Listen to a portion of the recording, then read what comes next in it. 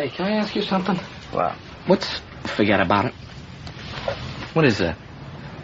Forget about it. It's like,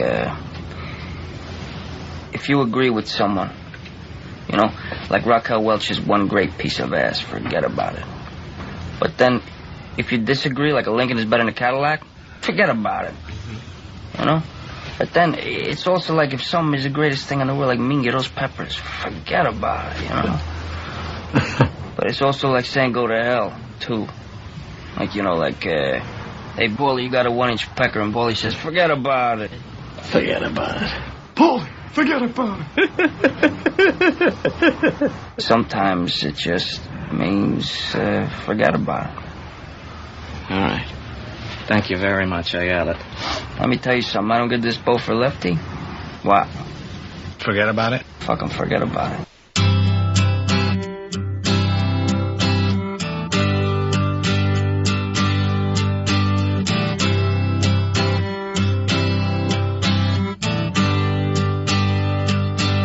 Time takes a cigarette, puts it in your mouth. You pull on your finger, then another finger, then your cigarette. The water wall is calling, it lingers, then you forget. Oh, ho, ho, ho, you're a rock and roll suicide. You're too old to lose it, too young to choose it. And the clock waits so patiently on your song. You walk past the cafe, but you don't eat when you've lived too long. Oh no, no, no, you're a rock and roll suicide. Shit breaks the snarling as you stumble across the road. But the day breaks instead, so you hurry home. Don't let the sun blast your shadow. Don't let the milk float rob your mind. They're so natural, religiously unkind. Oh no, love, you're not alone. You're watching yourself, but you're too unfair. You've got your head all tangled up.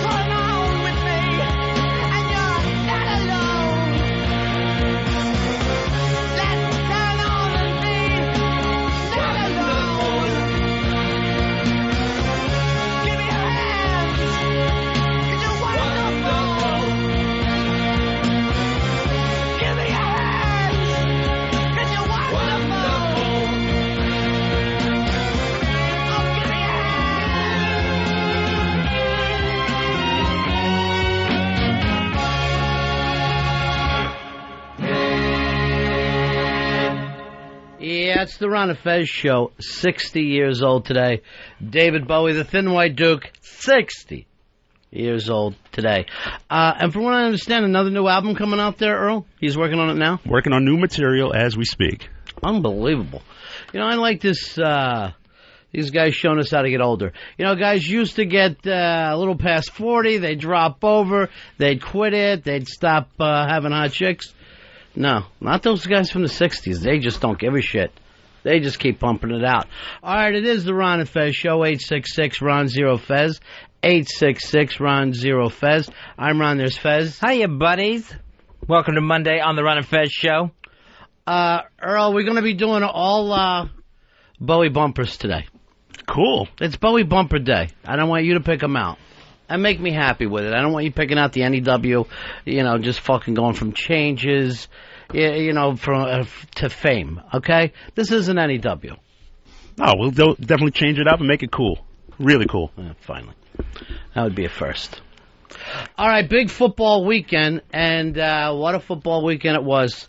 4 games, maybe one good one in the entire pack, but none of these teams matter anyway. None of them's going to be there at the end of the year. It started out over the weekend with the Chiefs and the Colts, and what a stink-a-bomb of a game that was. That was a disaster. For some reason, the biggest story throughout that entire game was how much Herm Edwards and Tony Dungy love each other. Like it was turning into Brokeback coaching. Well, they do that every time they play each other. They're the Barber twins for some reason. Yeah, they were talking about how in the pregame how people confuse the two of them for each other. I know I do, and not just them, but I confuse them with Lovie Smith, and also I can't tell the three of them from Mike Tyson. I don't understand it. Just, you know who else looks like them? Who's that? Bill Cosby. It just goes on and on for me. I can't tell the difference. So that game, that was Colts win that one. Peyton Manning, 3 interceptions. Looks like a disaster. But he won. He won the game. Dave, he saw his Giants go down, and the Jets went down for Breeze, the fainting goat. Did you faint during the game yesterday? I might as well have. They stunk on ice. It was the worst playoff loss in Jet history. But at the same time, you shouldn't even been in the playoffs. I mean, you talk about worst playoff game in Jet history. When's the last time they got there? You should feel somewhat excited about the McGenius. Now he's McGenius. No, but we were right there. It was a game. This was a football game. They were right there on the road against... They were outmatched. They're not as good as the Patriots. They were not ready to walk into that stadium. This was the first step from them. We'll see if they'll be back next year. I would not feel bad if that was my team, Earl. I know, but I've just been such a long-suffering Jet fan. My hopes were up. At one point, they had a lead in this game. I was really pumped. I was like, okay, this is it. They're going to finally take them out, and then it just... went to complete pieces. Jim, you're on Ron and Fez. How are you, buddy? Yeah, I'm better. I'm thinking Pats Colts AFC Championship. I would be very surprised to see the Colts get in front of the Ravens next week. And that's pretty exciting when you think, if you look at all the games, the fact that the Colts are coming back to Baltimore for the playoff game is kind of cool. You got the Ravens already. The early line on that, Ravens favored by 4. John, you're on Ron and Fez. Hey, my wife, I watched that Indianapolis-Kansas City game. My wife said that both the coaches looked like Barack Obama. Well, yeah, and I would actually vote for either of them before Barack Obama. I don't know what's going on with Dave today. I guess it's his big cold, but he cannot spell a name wrong. Every time I look up, the name is spelled differently. Bougie looks like Barack Obama. Dooney is on here. It's just one after another. Hey, Alan, you're on Ron and Fez. Yeah, isn't Tony Dungy in the studio today? Black Earl? No, they all looking like? That's just another bald black man. It looks Earl, to me, you look exactly like Tony Dungy. Yeah, exactly like Herm Edwards. You know who else you look like? Cedric the Entertainer. Literally just like him. You know what's funny now? That if you can look at this, I even have the same kind of thinning hair now as Tony Dungy. Oh, you're bringing the hair in since the big loss, right? Yeah, and it's completely thin on top, and I completely look like Tony Dungy now. I look like Mr. Spock. All right, tonight is the big championship for college football, and they are busting their ass to make us think that Florida has a shot at this. All I want to say to these sports writers and these sportscasters, if that's the deal, you've been lying to us about the team for the last 6 months. Ohio Buckeyes favored by 7 in that one. I did Sports Nation today with TJ Reeves, and he was trying to talk about how the Gators were going to keep it close. Well, he's a Florida guy. Yeah, and I finally had to call him. I go, you are just doing this. I go, there is not a chance in hell that the Florida Gators have any sort of chance in this game. Well, I'm sorry I missed that break, Fez. It sounds like it got pretty hot and heavy there on Sports Nation. Chuck, you're on Ron and Fez. Yeah, I'm a Dallas fan, and I know we lost, but old Carrie Underwood fucked us over because Tony Romo couldn't even hold on to a damn ball. I got news for you, Chuck. Tony Romo won't have to worry about getting that Carrie Underwood pussy anymore. She is not going to fucking waste her time on that. You know what's funny about that, Chuck? The end of the game looked exactly like the end of the movie North Dallas 40. It's the greatest football film of all time. And it ended almost exactly the same. You can't fucking catch the PAT. What I loved about the Dallas game was Tony Romo, the savior of Dallas. He was the next generation. He was their future hopes. He was going to bring them a ring this year. And he basically had to leave that game on a stretcher because he was so distraught over what happened. Gary, you're on Ron and Fez. Hey, Ron Fez, I want to call out Earl. Man, the Jets were picked to be the worst team in the NFL in the beginning of the season. They make it to the playoffs. It's a great season for the Jets. I thought it was a phenomenal season for the Jets. No one believed in them, even with 2 games left in the season. No one believed them. And Absolutely. And they win against the basically dynasty of this decade, and they held their own for 3 quarters. But they played against a quarterback who almost never loses in this, Earl. Your expectations are way too high. Perhaps they were, but to be so close. You were hanging in there, and you weren't. Earl, out of all the people in the world, you're the one who are talking to me about someone choking under pressure. For Breeze, the fainting goat. No, but to watch it just slip through your fingers, I'm like, okay, big stop here, and Brady just lit up the place, and you just could not. Brady is a Hall of Famer. Brady is the best playoff quarterback in history. In history. And they were right in the game until the end of the game. You should have been happy. Chris, you're on Fez. Hey, buddies, how you doing? Good. Hey, I'm a season ticket holder to the Patriots. I went to that game yesterday. Yeah. And, early, you just got to remember, in the fourth quarter, you guys are in it. 14 seconds, you give up a touchdown, and that INT goes back for a touchdown. So that's your 14-point swing there, buddy. So don't worry about it. It was not that bad a showing. I was not. I was actually pleasantly surprised in the Jets yesterday. And this year, I thought they did a hell of a job. Did you see this when Bill Belichick at the end of the game finally hugged Eric Mangini? Mm-hmm. A cameraman took a shot in the face from Belichick. I have not heard anything else about that. Well, how many cameramen were standing there? I mean, there was, hundreds. Yeah, and do they belong there? So I don't understand why you've got this thing looking like Paris Hilton is getting out of a limo with no underwear on. And I'm not going to fucking worry about one of those guys. Here's Smoke. Smoke, you're on Fez. What up, buddies? What do you got for us, pal? Hey, Fez, thanks for jinxing the Chiefs this weekend, you dumbass. Don't ever say anything about them again, please. Oh, yeah, you picked the Chiefs. You had some pretty bad picks over the weekend, Fez. I believe I was 0-4 on my pick. 0-4? I think so, yeah. But my Chiefs were my upset of the day. Well, I think you must have picked 4 upsets. Yeah, well... Yeah, I thought Dallas was a lock, even though they were the underdog. Jinxed them. Jinxed the Chiefs. I thought Larry Johnson might be able to run. That didn't happen. And I thought the Jets was the one wild card team that could go all the way. Right now, I'm nervous over saying Ohio State. As soon as you gave me my side on Ohio State, I started thinking to myself, Gators. You've got to have something happening. All right, 866-RON-0-FEZ. 866-RON-0-FEZ. Josie, you're on the Ron and Fez show. Hey, boys, what's up? Good. Earl sounds like a Red Sox fan. I'm from Boston. I know how it feels to watch a team lose and be that close. You know what? Pull up your pants. You got the Yankees. Deal with it. Earl, to me, doesn't sound like a real Jets fan. I thought he was up until that point. But, Fez, if your team, as bad as it played this year, came back and at least made it to the playoffs next year, you'd be feeling optimistic next year. Oh, totally. I would think, all right, maybe we got some things turned around here. Now we got a shot. We're back in business. All right, 866-RON-0-FEZ. 866-RON-0-FEZ. Earl, what's the story on this cloud of gas hanging over our heads in New York City? Anything to worry about? They said the gas is not harmful. They think it's some type of gas additive. It went as far as New Jersey and as far within the city to Rockefeller Center.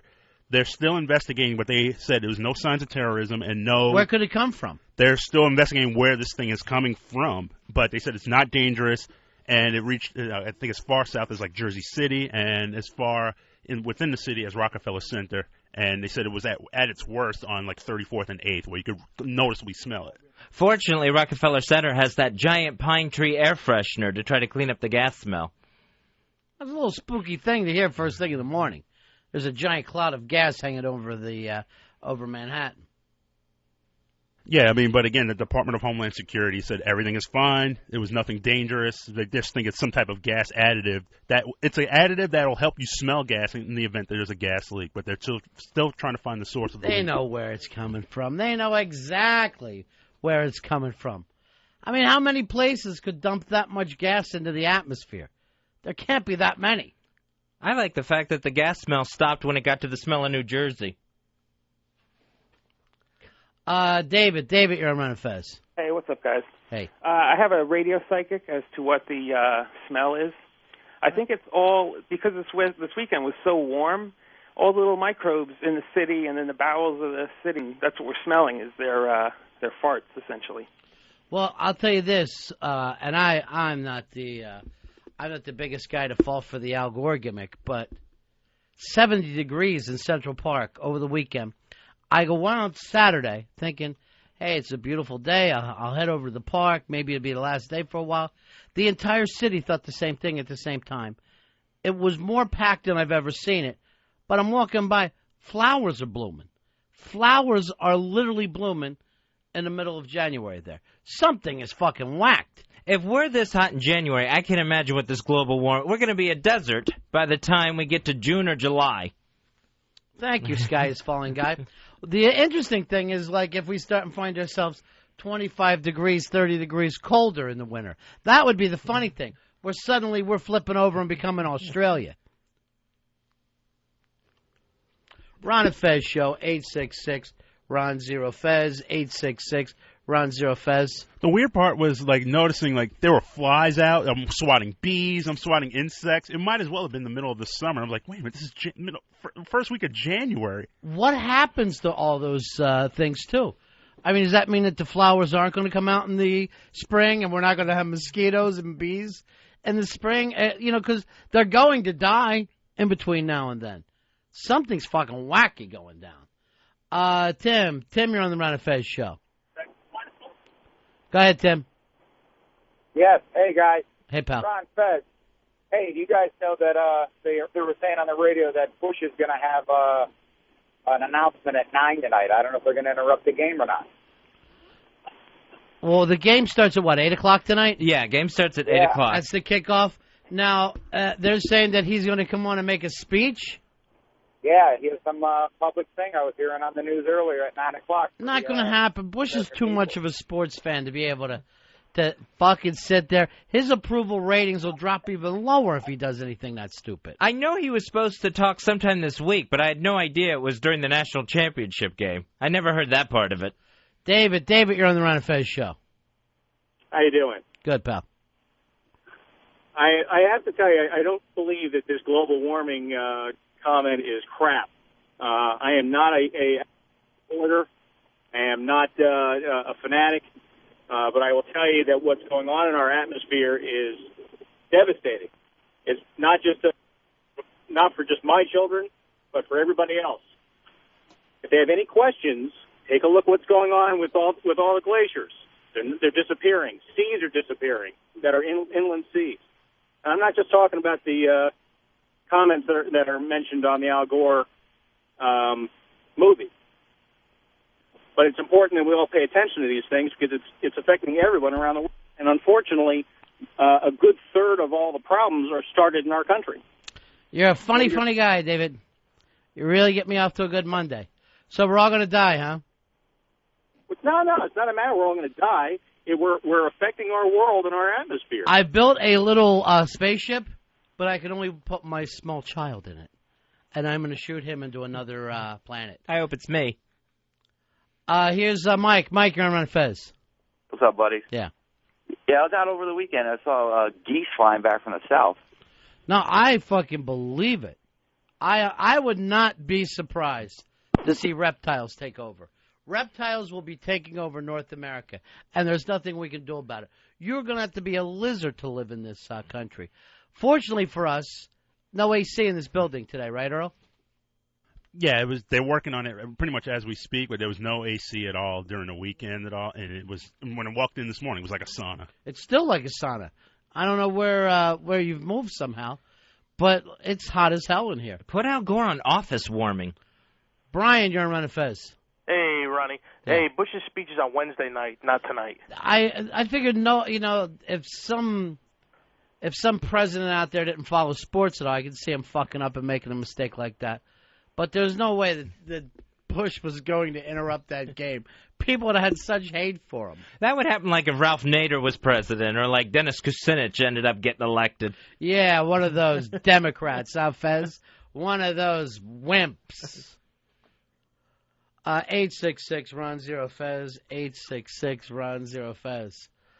Dan, you're on Ron and Fez. Hey, what's up? Yeah. Hey, if we'd all quit farting, might clear up the global warming deal, Here's Steve. Steve, you're on the Ron and Fez show. What do you say, pal? I wanted to ask David, the last caller, the caller who called in about these glaciers melting and shit like that. Okay, how do you explain hot, record-breaking temperatures hasn't been this hot since 1930? Shit like that. I mean, it's gotten hot before. Come on. Well, what's your point? You don't want to believe in it? No, I mean, it was hot as hell in 1925 and shit like that. You see that on the news every day. It's not all of a sudden getting hotter and hotter and hotter. But what is your point to say, I don't believe in it? Why not at least be open to it? Like, I don't know whether I believe in it, but I also don't want to act like I'm on Krypton. Oh, you're crazy, Jor-El. You have no idea what you're talking about. I'm all for taking a look at all this stuff. Yeah, but I don't see it progressively getting hotter and hotter every winter time. I'll tell you this. Like there is something bizarre about mid-January and fucking these blooming flowers in Central Park. That's fucking crazy. You can't sit here and act like that's normal. Already the cherry blossoms are out in D.C. Something goofy about this. And I think we did have like some sort of ice shelf break off. That's one of the things that Al Gore always warns about. One of those snapped off this past weekend. What do you mean always warns about? Doesn't he just have the one movie? Yeah, but when he's on his tour. So that's the movie. Oh, okay. Pat, you're on Ron and Fez. Yes, this weekend we're hunting geese up here upstate New York. I shot a big male geese, and there's a band on the leg, and you call the geese in when you shoot them, and the band is from New Mexico. The goose migrated up from New Mexico this past month. All right, so Pat, this thing went and flew like 2,000 miles in the past month, right? And the only thing your welcome party was shooting them in the head? Exactly. You got to say to yourself, you're a goose. Why even fucking bother? Why the hell am I trying to get from one place to the other? The problem is now, if we do get a winter and the geese have to go back down south again, they're not going to have it in them to make the 1,000, 2,000-mile trek one more time. Pat'll be waiting for him anyway to shoot him in the forehead on the way by. If I'm a fucking goose, I'm going to try to land in the first zoo I see and just sit there. There you go. And I just say to myself, we lost the planet. Let me go over here to Blake. Blake, you're on the Ron and Fez show. What do you say, Blake? Hey, what's going on? Yeah. You're talking about how it's so much warmer in New York. It's not warmer all over the country. I live in Oklahoma. It's 42 degrees at 11:23 right now, and usually it'd be 60s or 70s. So if it's warmer consistently around the world, then global warming means something. But if it's just warmer, not necessarily. Not if it means that all the weather patterns are changing. That's what you're saying is kind of weird too. We're all having different weather. I'm going to say right now, I am building a spaceship big enough for a baby. I wish I could make it big enough for everyone, but you guys laughed me out of the Institute anyway. Bobo, hey, Bobo, you're on Ron and Fez. Hiya, buddies. Hey, buddy. It's so warm out, all my relatives flew back from Miami. Is that right? Yeah, I think they're confused. What is Florida like this year, Fez? Florida is unbearably hot. Even in January, they're like in the mid to high 80s. So it's even hot for Florida. What would be funny is to see Florida in the summer go another 5-10 degrees higher. Because they take it just as high as they can before the skies start to explode. That place would not be able to make it. another 5-10 degrees. Oh, no. People would just be dying in the streets. It would just... Well, they are now, but it's of old age. Hey, Bobo, I got another odd email from you. You say somebody else is upset with the show. Yeah, I wasn't sure if we should I just go ahead? Yeah, go ahead and put it out there. Well, it was kind of weird when you guys were on break. I was online. Now, mind you, I was sick. I had 102 fever, wasn't in the best mood, and I get this instant message from Crazy Jen. Uh-huh. And she's saying, so do you know what your buddy Dave did to me? And I'm like, what do you know, I don't understand what you're talking about. And she said that, I guess as a result of her little razzle-dazzle movie, that she believed that she had been threatened by him. And the thing she told me that was, written to her, I guess, was that he would crush her like a grape, which, doesn't sound, terribly threatening or frightening to me. Unless you're a grape. Yeah, if you're a grape, it's a nightmare. But she told me that as a result of this threat, she had actually, to use her words, she had gone into hiding. She's gone underground, Fezzy, because she's being stalked by Eastside Dave.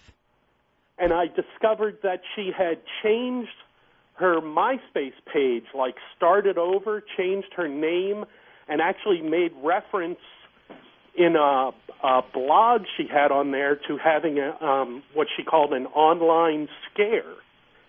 And I kept telling her, this is somebody pretending to be Dave. I don't believe. I'm sure it was Dave. What we really need is an idiot protection program in this country. It just seemed to me like it's, like you're putting yourself in danger. I think she's doing the smartest thing, going underground. And anyway, I just thought about it. It really disturbed me, especially when I read the MySpace thing. I just felt bad for her. I'm glad that you told me, Bobo. Bobo's the only one who'll tell me how people are being mean to each other. All right, pal. Okay. All right, bye. All right, love you guys. Take care. Thanks. Thanks, How's Bobo. that, did you hang that painting up in your house yet, Fez? No, I haven't gotten around to that yet. The portrait that Bobo did of me. I still have not hung that up yet. Still sitting here in the studio. Yeah. But at least it's facing the right direction this time. I'm just worried something's going to happen to it here. That's what I worry about. I will kill someone if something happens to that. It'll be your own fault. It'll be your own fault for not caring about it. So right now we've got Dave threatening Crazy Jen. He says he's going to crush her like a grape. And made her change her MySpace and her blog space. She may be hitching the trailer up and moving her house to a new location, too. Maddie, you're on Ron and Fez.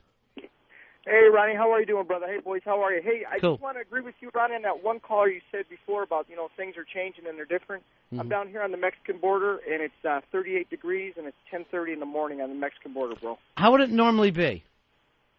Right now, it should be we should be between 75 and 80. And I'm sitting here yesterday watching a game, and I'm in a turtleneck, and I'm watching football in short sleeves, and the guy's in the stands in short sleeves, and I'm down here on the Mexican border. Well, you watched that game in Boston yesterday. It basically looked like a Red Sox playoff game. It looked like it was October in Boston. Yeah, me and the kids are down here in sweats and sweaters watching football in Arizona, bro. So I agree with you 100%. All right, there's It's kind of something. flick. Yeah, there's something crazy going on out there. It's like our axis is turning, where the desert states... What's turning? The axis is turning, where the desert states are going to move to our poles, and they're going to be the cold areas. Kyle, you're on Ron and Fez. Yeah, Ron, you're the greatest broadcaster in the world, but I'm sick of you guys thinking New York is the only place on earth. We're in Denver here expecting our fourth major snowstorm this week. We've had one every Thursday for the last 3 weeks in a row. So ain't nothing different. All right, hold on. Where? Denver. All right, what state is that in? I got a map out here. Colorado. All right, Colorado. Let's see. What's that near? I see. Well, let's see. I got Manhattan. I got Brooklyn. Right. Here's Staten Island. No place on earth but New And York. now, hold on. I see a bunch of woods here, and then a bunch of woods, and then there's L.A. So, Fuck you. is it somewhere in that woods in between L.A. and New York? That you're not the end-all, be-all in this world. Let me see here. Don't see it. Oh, Chicago? No. Huh. Don't you dare compare Colorado to Chicago. I don't know. I got a map here, and I got New York. I got the 5 boroughs of New York, and then a lot of woods, and then I see Chicago. The United States, and you guys have no idea that we even exist. You think Ohio is in the West. Where? You don't even know Ohio. Huh. You think that's in the West. Give me a break. All right, some of these just sound like made-up Indian names. Yeah. All right. Anyway, you are the greatest broadcaster in the world. Thank you. Okay. Wow, that's bizarre. This satellite thing must really be working. He's calling from a place called Denver. That can't be a real name. Denver. Good luck, Kyle, wherever you are. Denver. Could that be a real name? Here's Nick. Nick, you're on Ron and Fez. Hey, buddies. Yeah.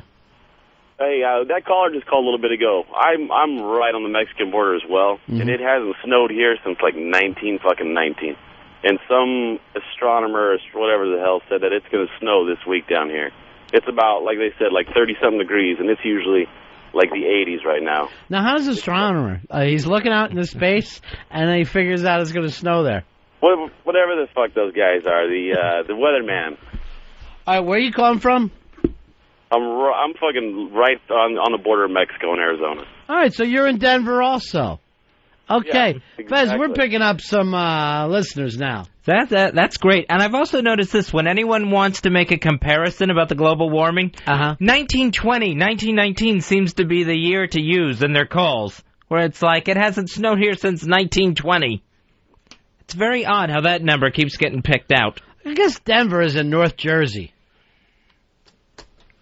And next time over in Newark, I'm going to check out Denver. Patrick, you're on Ron and Fez. Mahabon, my brothers. Mahabon. And that's just not you, but all of our Shriner brothers out there. There you go. Hey, I got to tell you, one thing I don't think you're picking up, and I don't know if the global warming thing is real or not, but it is the perfect scam. Every day something weird happens in the weather, and every day they get on the paper saying, look at this. Hey, it's cold here, it's warm there. It must be something. But how is it a scam? How they get money out of it? They're getting on the air. They're selling their books. They're keeping busy. They're keeping busy. They're keeping their hands in it. So these scientists are crazy people. But it is hot. Scientists are carnies. Some of them are. You just think it's hot, Fuzzy, from reading so many books. I guess I've been scammed. Yeah. Into sweating. You've been scammed. I have it on perfect word. Denver, Alaska is getting their 4th snowstorm. That doesn't sound like a place I'd want to visit, even in my dreams. You think New York is everything. But there's also Connecticut, Long Island, and Jersey. It is a tri-state area. Paul, you're on Ron and Fez. Hey, buddy. Yeah. I wanted to tell you that don't worry about this global warming thing. It'll actually get colder before it gets warmer, because all the ice caps will melt. That cold water will sit on top of the ocean and change all of our weather around, where if you start seeing, like, snow in L.A. and shit, then you need to start to worry. Well, the guy's calling from the Mexican border and it's snowing. Well, then, all right, then we're all going to die. But I like the idea of a little colder, then warmer, just to make a steam, just to fucking confuse everybody. 866-RON-0-FEZ. 866-RON-0-FEZ. That's not only going to confuse people, that's going to get a lot of people sick across the world. It's not only going to flood them, it's going to give them pneumonia. Jerry, you're on the Ron and Fez show. Well, what's up, guys? I think it's great because I just booked my Jersey Shore house. I got a great price because, in May the prices aren't nearly as bad as August. And we're going to see the changing of the leaves now in July up in Vermont, and my family vacations have just got cut in half. Really, all your family vacations will take place right in your own backyard. Kids, you've always wanted to see a glacier. Here's one coming by. Enjoy it. Oh, if you look up, there's fire in the sky. How long did we want to live on this planet anyway? I feel, honestly, like we've been here long enough. We've obviously fixed it up. It looks fantastic. Compared to when Jesus was walking around, they were still shitting in the streets. Now look at it. Public restrooms, beautiful malls. We've done a fantastic job with Earth. You would think we'd want to get at least another few hundred years out of it, though. Why? We're done here. We're moving on. If anything, we should be building giant spaceships and going into space. That's the final frontier, Fez. Oh, space. The final frontier. I saw where Stephen Hawking is going to take one of those zero-gravity rides for his 65th birthday. Only to lead up, he says he's going up into space next year or the year after. Oh, yeah, that's right. I think, by 2009 he wants to take a space ride. So that's the interesting part of it. Not that he's just going on a zero-gravity ride, but this is actually training. And I'm like, fucking training for what? You're not going to be doing anything up there. You're just going to be riding. No matter where you go, no one's ever going to go, oh, there's a fire. Stephen Hawking, get me that fire extinguisher as quick as you can. If I was him, I'd go up there, too.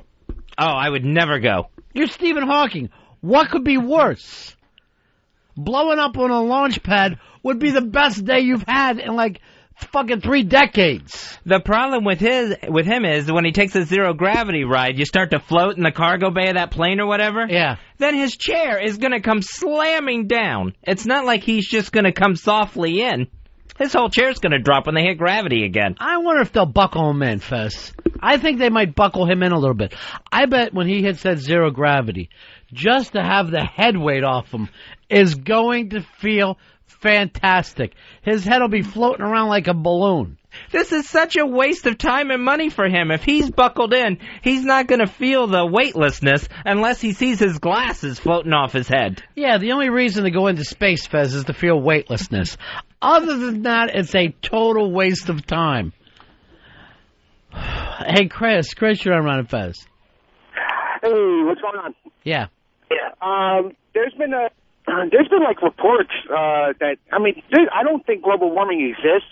I think it's more of the fact that the magnetic field is reversing. We're like really overdue for that to actually happen. We're like 1,000 years past the time when it should have reversed itself.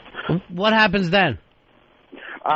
The weather gets all screwed up and everything. It's like some kind of reverse polarity crap that happens, and I saw it on Discovery Channel. Does the Earth start spinning backwards and we'll go back in time? The next time you're going to need to TiVo that. I'm definitely going to. Because it doesn't seem like you get all the facts down. You came up with the magnetic field, and that was it. From that point on, you didn't have another single fact for us. This magnetic field thing, I've never heard of this one. Jim, you're on Ron and Fez. Hey, how's it going? Go, bud. I've heard that this weather pattern we're having is caused by a little boy, or better known as the El Nino. Motherfucking Mexicans. You cannot stop them. I don't know what it is, and I don't want to blame this on Bronx Johnny, but every time we turn around, the Latins are right up our ass. Pat, you're on the Ron and Fez show. Hey, guys, they talk about these polar ice caps melting. Well, they're going to melt, It's like putting ice in a glass of water. They're going to melt over time, and the more time goes on, they're going to get smaller and smaller, melt faster and faster. Well, not necessarily, because it was freezing at the top of your glass of water. You know what I mean? There were cold temperatures. Yeah, I just think they're bound to melt over time. So you really just think of Earth as a glass, basically. It's a glass it's a beverage. It's a spear. Mm-hmm. It's a spear. Thank you. Thank you. You know what? We may be the dumbest adults in the history. Seriously. And I'm saying this knowing that there was once Incas. We may be the dumbest society ever. And yeah, I'm looking over in Poland and have a feeling we'd be seeing their heels right now if this was a smart race. We lose the polls, then years from now, Santa Claus, the whole thing is going to have to be explained completely different, where he lives at the North Desert. So I go from Poland, you bring up the polls, and I'm like, Fez is following the show. Where's he going? Oh, to a Santa Claus routine. John, you're on Fez. Yeah, I had a question for you. I was talking to some guy who obviously knows more than I do about if the polar ice caps melt and we're going to be floating around and all this. And I said, well, if you fill your glass full and you have ice cubes in it, and the ice cubes melt, it doesn't overflow. So what's really going to happen to all of us if it does melt? Well, you don't understand. What's your point about the ice cubes melting? Well, okay, so you have ice cubes in your glass of water, and you fill it all the way up to the top. It's like a buoyancy principle. So if the ice cubes completely melt into the water, it doesn't make the cup overflow with water. All right, you need to think of it this way. Think of it more as just a glass. It's an aquarium, and there's ice cubes, and then there's a little rock with ants on it. So that when those ice cubes do melt, they go over top of the rock where the ants are. So it's not that the earth is going to change the amount of water. It's that we, the little ants in our story, are under that water. And the problem is we have no gills. Oh. Yeah. I don't. All right, so there you go. All right, 866-RON-0-FEZ, 866-RON-0-FEZ. We weren't worried about the amount of water on the planet changing. We're just worried about being underneath that water. Jim, you're on Ron and Fez. Hello? Yeah. Yeah, I was going to mention to you guys, I just spent a year in Antarctica. I went down there with Ray. Isn't that where Denver is? I got a call from there today. Apparently, there's another snowstorm due. I was in Antarctica, and I spent 3 months at the South Pole Station, and I spent the rest of the time at McMurdo Station. And right behind the station there was rivers coming off the glaciers. It was still cold, but it was just enough to melt it. It was a very interesting trip. All right, Jim, what exactly were you doing there? We were down there. I was working construction, actually. We were building new parts of the station. We were building a water plant and a sewer treatment plant and a weather balloon launching facility. So you believe in the something weird is happening, right? Being a guy who went to Antarctica. Most definitely something weird's happening. They spending a lot of time with what we call the beakers down there, which are the scientists, and they're only there in the summertime, and talking to them and going to science lectures and stuff like that. There's a lot of them that's convinced, Well, all right. Thank you very much, Jim. Just explain the cup of water theory to them. I think they'll relax suddenly. I need some ants. Yeah. Throw in the ant part. That's my addition to the old glass of iced tea theory that's happening. Hey, Bobby. Bobby, you're on the Ron and Fez show. Ron, hey, Fezzy, what's up? Hey, man. Hey, man. That the whole conspiracy about the weather is totally true, man. Mm-hmm. It's 74 degrees out here in California. It's usually about 75 or 76 normally, so I had to dress kind of warm today. All right, so that's weird, Fezzy. They've dropped 2 degrees in L.A. Yeah. No matter what happens, L.A. will always stay the same temperature. They've even come up with that. But what could happen, what I worry about, is that your smog will melt. And that's a problem. No, that's never going away. You don't want to happen. That is a problem you don't want to happen. Howard, you're on Ron and Fez. Yeah, I just wanted to report. I'm in Miami, Florida, and it's hotter than shit here. Always, though, right? Well, yeah, I guess. Yeah. Yeah, you're not going to have a nice day. It's always going to be hotter than shit there. In the Miami's never nice, Fez? That's not beautiful weather? It's always too hot for me. Yeah, you're right. But the traffic's awful. There it is. 866-RON-0-FEZ.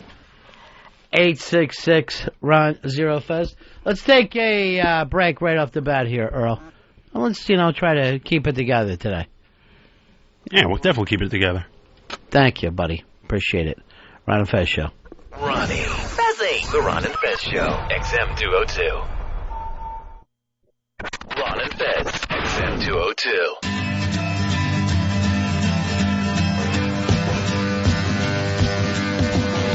Very sweet, always eats to meet them. Joy comes on strong, make your life is putting a song. Oh, loaded, you know I need some loaded. Ooh, man, touch me.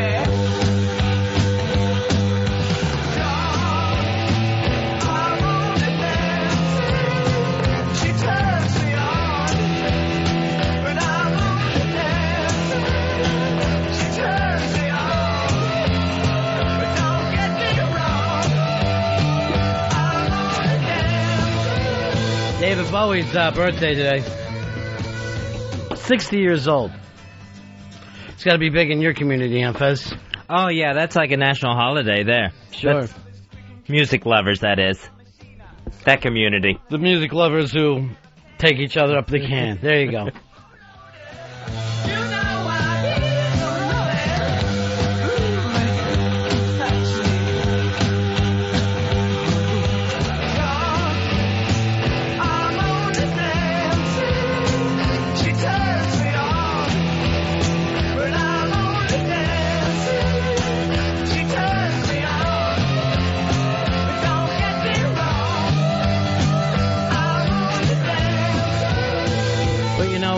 Fezzy, Bowie got somehow cured of it. Maybe you can as well.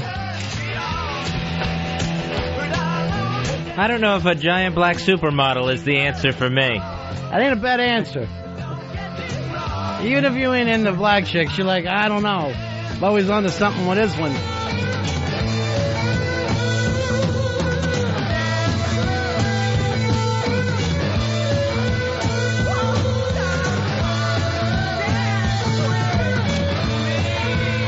Earl and I were at this, it was this like gallery last year for Lou Reed's photography, and Bowie walked in. There was only like a few of us standing there, and like Bowie and Lou Reed were doing the, we're rock star friends, hug and kiss. And then Earl and I are just sitting there like a couple dopes. Like, maybe if we stand close enough, we'll be invited into the conversation. And but as he's come walking up the steps, Earl just goes like this. The thin white Duke. As if Earl was actually doing voiceover work. Here's another one that weirds me out, Fezzy. I did not expect this. Chris Kattan says he's engaged. And here's the weird part, to a woman. All right, now that totally shocks me. Now, I guess he's marrying a model named Sunshine Tuff or something like that. Sunshine Tut. Now, I never saw Chris Kattan going down the aisle with a girl. This amazes me. This is like when they were talking about yesterday, Jeff Garcia's fiancé. When they brought that. It does feel right now like Chris Kattan is quarterbacking the Philadelphia Eagles. There's no way that this guy is doing Mango and then also just doing chicks at the same time. So you think that where there's smoke, there's fire? Exactly. That's what I've said for years. I am not buying this for a second, Mango. Well, I haven't seen this girl. Have you? No. Sunshine Tuff, as you call her? Yeah, I think that's her name. I know it's Sunshine. I think it's Sunshine Tut or something like that. I have no idea who she is. You think if she was, a supermodel, we would have heard of her at least. Oh, okay. Way to go. Robert, you're on Fez. Hey, guys. Just wanted to point out that Amon underwent female circumcision when she was younger. She actually had a few articles and interviews about it about 10 years ago.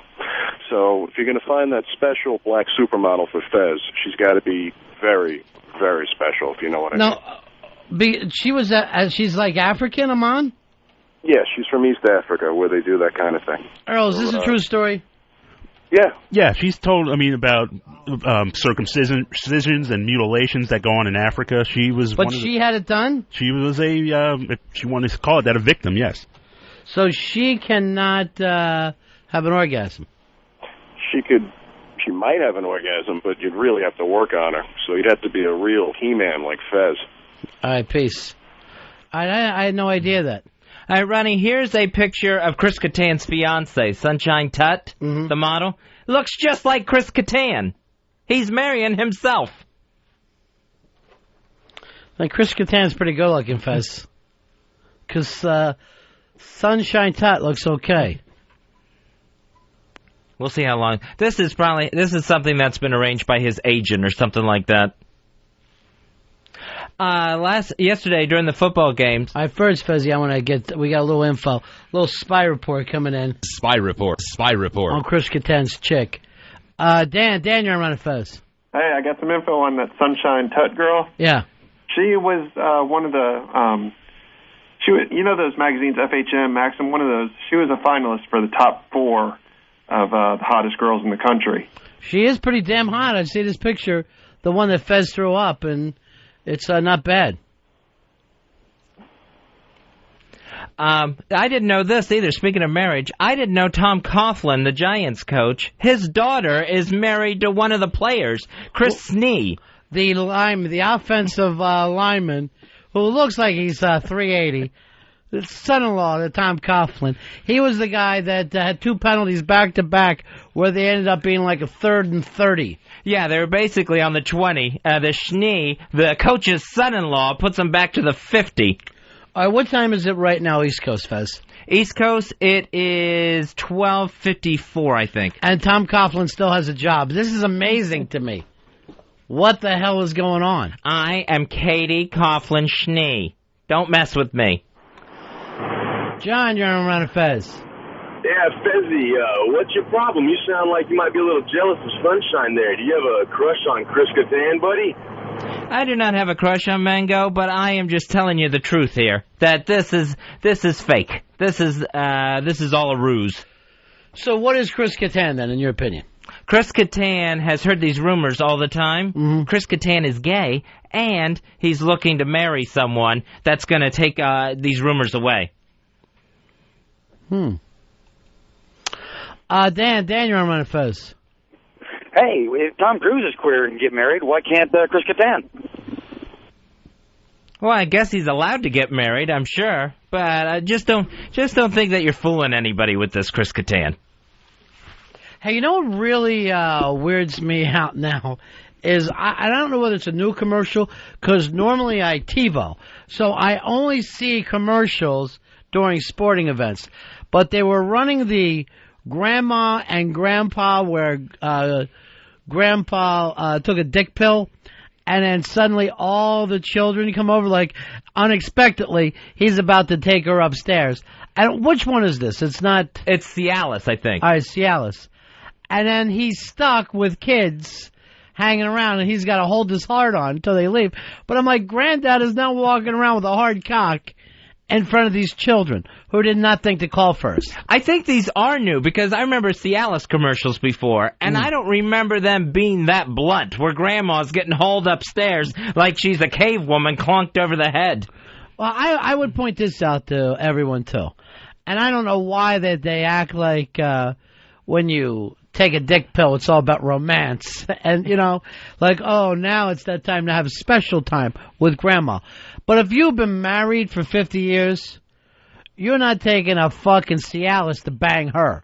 You're taking a fucking Cialis when you're lying to her and you're going to Vegas for the fucking weekend. That's when you're saying, I need a little something extra. The Cialis apparently gives you 36 hours of hard time. And, I mean, are you... Well, not in a row. What they're saying is you can come bobbing up anytime over the 36 hours. Oh, okay. Then, in the rest of the commercial, for some reason, Grandma and Grandpa have to get as far out of town as possible to start having sex. They're going down these empty paths and everything until they finally get to the rocky shore. And then somehow find 2 bathtubs there. There's 2 bathtubs on the surf of the ocean that they get in, which they didn't bring the bathtubs. So what are they doing, laying in someone else's bathtub that's been out there? It's disgusting. Bang her in the truck, Granddad. Darby, you're on Ron and Fez. Yeah, Fez, you might be onto something about this Chris Kattan needing a beard. The last person he was seen with prior to this girl was Dawn Cumia. I don't appreciate calls about my girlfriend, Dawn Cumia, Anthony's sister. I don't appreciate... Let's leave her out of your little jokes. But who brought up Chris Kattan? Who would actually want to start saying, hey, let's put the spotlight on liars? This Chris Kattan will be found out. You wait and see. Not by me, Fez. You know why? Why? No interest. Oh. No interest what any other... I've never been able to get into that, what's Tom Cruise seeing her, or what does she see in Tom Cruise? I've never had any curiosity about that whatsoever. And the problem with me is I guess I get too curious about it. It catches my eye, and then with OCD, I start to obsess about these things. But why them? Why not your neighbors? Why not your cousin? I don't understand what the celebrity couple thing is about. The whole Nick and Jessica and this and that. It really doesn't make a whole hell of a lot of sense to me. I think it's because, I get interested in celebrity, just the whole idea of celebrity, and any way that they're living their lives, whatever they go through. Who are celebrities that you're interested in? Let's see. I'm interested in Bill Murray. I'm a fan of his. No. You're a fan of his acting. You don't care where he lives or what he does, and that shit's never in the paper. That's a whole different thing than the whole Nick and Jessica and like the Chris Kattan is marrying somebody. That has nothing to do with it. Bill Murray, if he's got a movie coming out, if he's got a TV appearance, you'll watch it. I'm that same way. But I don't want to know what somebody's gown or baby looks like. That's always completely confusing to me. See, I get interested in Rosie O'Donnell. Anything that she's, coming up with on her blog or something like that. I just wonder how the mind works, I guess. Well, I understand caring about their work. I get that completely. But who they date and whether they're lying and whether they're breaking up, that's the part that confuses me. That's the part that I don't get at all. Do you see what I'm saying, right, Earl? Oh, there's a real difference in saying, oh, I want to, I can't wait for somebody's new album. But who that person's dating, that's the least interesting thing about him to me. Yeah, I could care less about it. Like John Mayer spotted at the farmer's market. He bought 2 beets and some carrots. Who cares? I mean, I care about his music. I'll care about, how the tour is going. But outside of that, I'm like, what he does outside of that doesn't really interest me at all. You're funny you come up with that. There seems to be a lot of pictures of markets anymore. A lot of pictures of these people pushing shopping carts. Very bizarre. You always get like a Sarah Jessica Parker shot out shopping at a market. But see, here's the thing. That's a perfect person, Sarah Jessica Parker. If she does a movie, nobody shows up for it. And yet they care if she goes shopping. The same with Paris Hilton. She did an album, no one cared. She did movies, no one cared. But she goes to a club, and it seems to be front page news. Same with who's the little redheaded girl they talk about constantly? Lindsay Lohan. Nobody thinks that she's good. No one thinks that she's a good actress. And yet they're obsessed with where she goes out at night. Yeah, like Jessica Alba has not had like that big blockbuster movie. She's in the paper every single day. You're right. That's another name out there that people seem to be obsessed on. And yet, when it's time for her to do work, no one seems to care. What I think it is, the obsession with celebrity in that sense. Celebrity means celebrate it, right? Right. What is Paris Hilton celebrated for? Just being at parties. Yeah, how is that celebrated? I mean, I could see, we're talking about Bowie. The guy has had a lifetime of music. I could see someone going, I wonder what the next album's going to be like. I wonder who's going to, what the next tour is going to be like. This fucking Paris Hilton, or where she goes and who she drinks, or, people acting like Lindsay Lohan's really on the edge out there.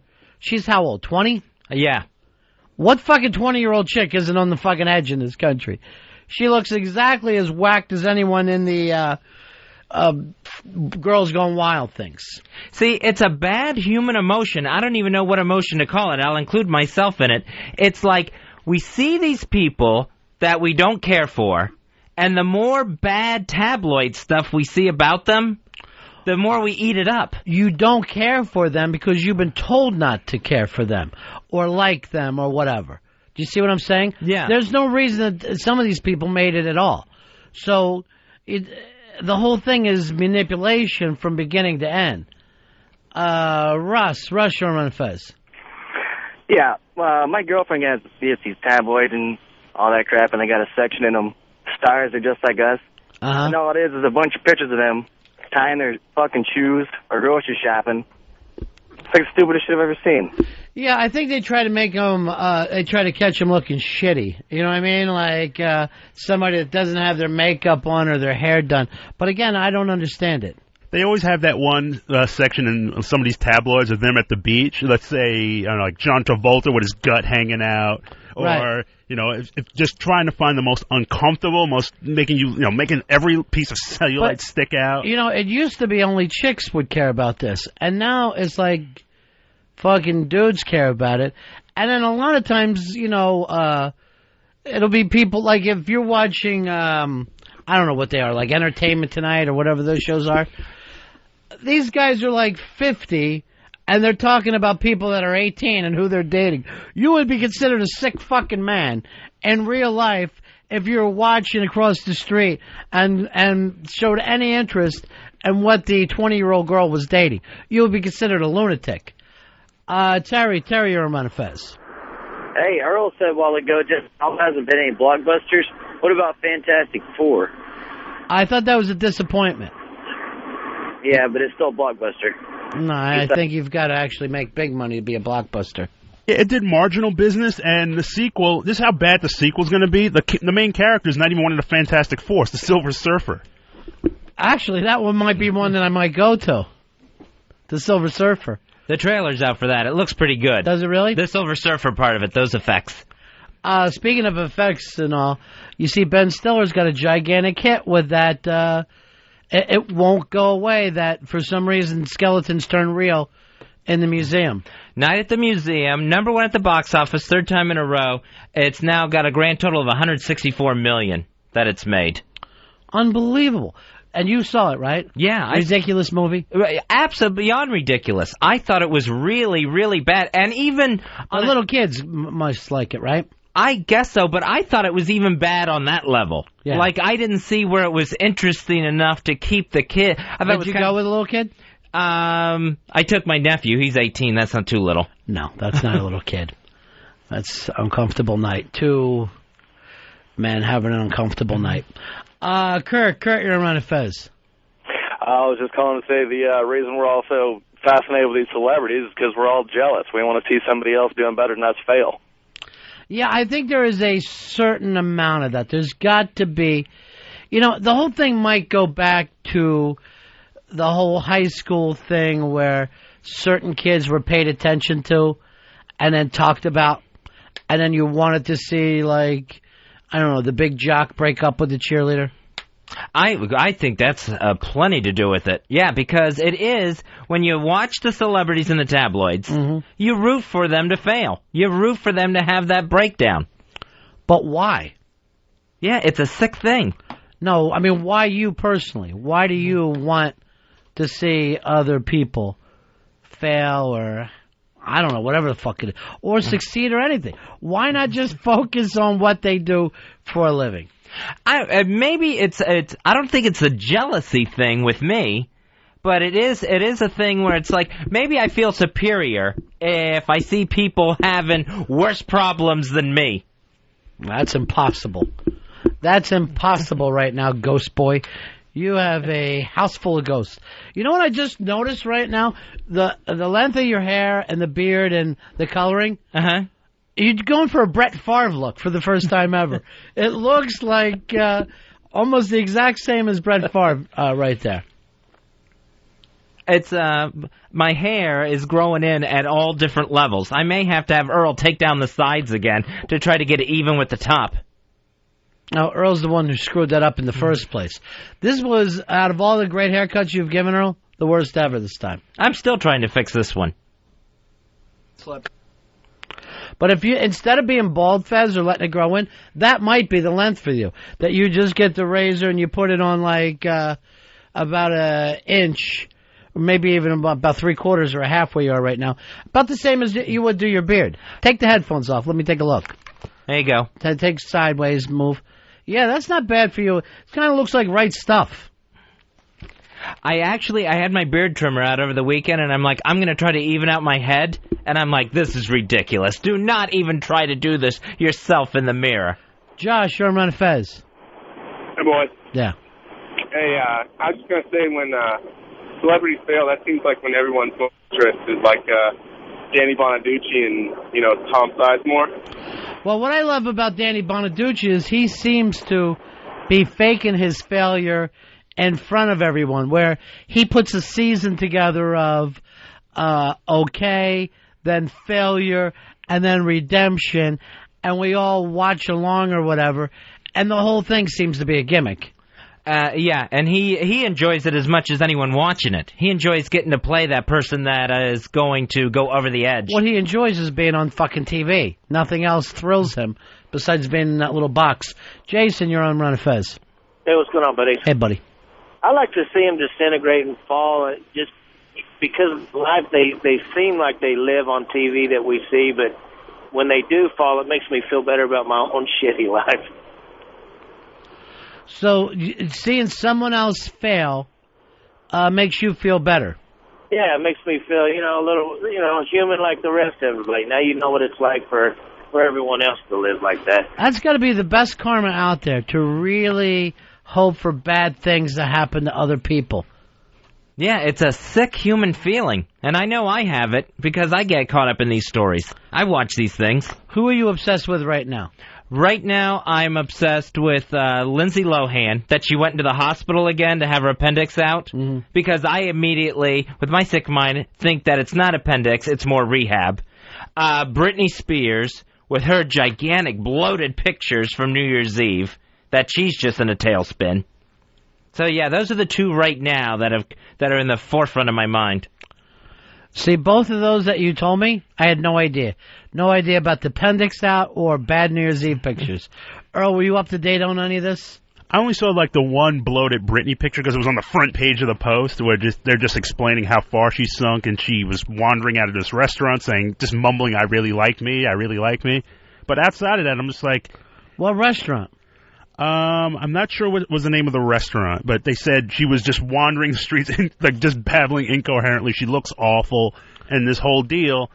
But homeless shopping spree, Fez bed? Pretty much. And then the story goes on to say she posted this rambling message on her website that was filled with typos. I mean, but outside of that, I'm like, she's like any other person in her 20s. I know. Everybody that I get emails from has typos. And yet, no one thinks that they're all whacked out. Lance, you're on Ron and Fez. Hey, guys, what's going on? Yeah. Yeah, I'm not real jealous of this type of activity. I'm just going to say that, like, if a Lohan is out there or a Paris Hilton, there's a good chance someone's going to get blown. We all want to see that. We want to hear about it. So, I mean, that's beautiful. But people do have sex. That's the thing. Yeah. I don't know why it shocks everyone else, but it makes it feel like, to me, the obsessiveness of caring who's fucking who is beyond me. Unless I'm one of them, it really doesn't fucking concern me very much. I get into, who's dating who, and I like to know that. Why? Because I always wonder if it's real or not. Like with Jessica Simpson, like a couple weeks ago, there was two stories on her. One that had her with John Mayer again, and one that had her with Tony Romo from the Dallas Cowboys. And who cares about either one? Well, I just wonder. My thought is, I'd like to look into it to see if it's real. See if what if it is? Well, then I know at least. And that does what for you? I don't know. It gives me some sort of peace of mind. Why don't you work on you dating? Why don't you get a date? And stop wondering who Jessica Simpson's dating. Well, I guess I could do that. You want to? Then you'll have something to think about that will have something to do with your life. And it will enrich you. There's the human experience that you're looking for. Earl, you too. I want you to start dating in 07. Or else I want you to start dating each other. I couldn't go out with Earl. Ziggy, you're on Ron and Fez. Hey, buddies. Yeah. I just want to say I miss Ballpark Fest. But I think a lot of the celebrity reality stuff started with Real World from a while back, because you have a bunch of people that nobody cares anything about, and then all of a sudden everyone's looking into their daily lives. Why not take it to the next level and look at these celebrities that we're all familiar with and see what their daily lives are? Obviously, it was out a long time before Real World. Frank Sinatra had paparazzi following him around, and I'm sure, in Shakespeare's day, people were interested in those actors. But the interesting thing now is, it used to be you would be Frank Sinatra or Elton John. But now you don't have to have any talent to get on TV. But once you are on TV, people become interested in you. The only thing that you have to be celebrated is on television. That's all it takes now. And it's easy because there's so much television, so many channels and all that. Yeah, but forget all that. It doesn't matter. If a guy just sat on TV and didn't do anything else, people would start and become interested in him. Why? I don't fucking know. That was the point I was trying to make. I mean, every story that you told me, Fez, that why you think that it can't be it. It doesn't seem like you've thought it through. Why you're reacting to something, but the reasons that you're given don't even make sense. Here's Jameson. Jameson, you're on Ron and Fez. Hey, guys. I know that Fez is infatuated with celebrity, and I was just wondering why he doesn't embrace his level of celebrity a little bit more and kind of live the life that, you know, he admires from other people, because he has a lot more celebrities than we are. You know what I mean? I think a certain point of it is not wanting to live your own life and watch other people live a life. I think that has a lot to do with it. We got a spy report here, Fez. Spy report. Mike, you're on Ron and Fez. Hey, buddy, it's 10:18. Yeah. What do you say, dude? I got the latest Rock and Roll Hall of Fame inductees. All right, here is supposed to be Earl's big thing. Earl should have this at all times. Why don't you read it off for us, Mike? All righty, we got Van Halen. Doesn't delineate whether it's Dave and Sam going in or just Dave. Now, Earl, how does that work out normally? They usually go with the original lineup, but in certain cases they have varied the lineup. Let's say like a Fleetwood Mac, they'll go with the most famous lineup. So that's going to be, I don't know if they're going to have all three. Like obviously Gary Sharon won't get in, but I don't know if it'll be a Dave or a Sammy. It's pretty hard to say. I mean, even though my own preference is the classic Van Halen before, with Dave, they did have more hits and probably did bigger tours with Sammy, but there it is. All right, so Van Halen in the Rock and Roll Hall of Fame, and we all agree, deserve it? Absolutely. Yeah, they deserve it. I say yes. Mike, what do you got? All right, then we got Grandmaster Flash and the Furious Five. Beautiful, love it, and deserve it. Fezzy's favorite REM. REM made it in, Fez. Nice. Congratulations. One of your two bands. Now both your favorite bands are in the Hall of Fame. I am batting 1,000 on this. You are. And that's it? And now we round it out with the Ronettes and Patti Smith. Yeah, very nice class. Not a bad class at all. All right, who got nominated that didn't get in? Somebody was up there. Dave Clark 5 didn't get in. Still? Chic didn't get in. Yeah. And Stooges, once again, left out. Bizarre. All right, Mike. Thanks, boys. Thanks for doing Earl's work. All right, Earl, not a bad class at all. This might be the strongest class in probably like 5 or 6 years. This is a really strong class. You got a nice cross-section. You got hard rock. You got the punk poet and Patti Smith. You got hip-hop. I think the first hip-hop guys are getting inducted into the Hall of Fame. Ever, yeah.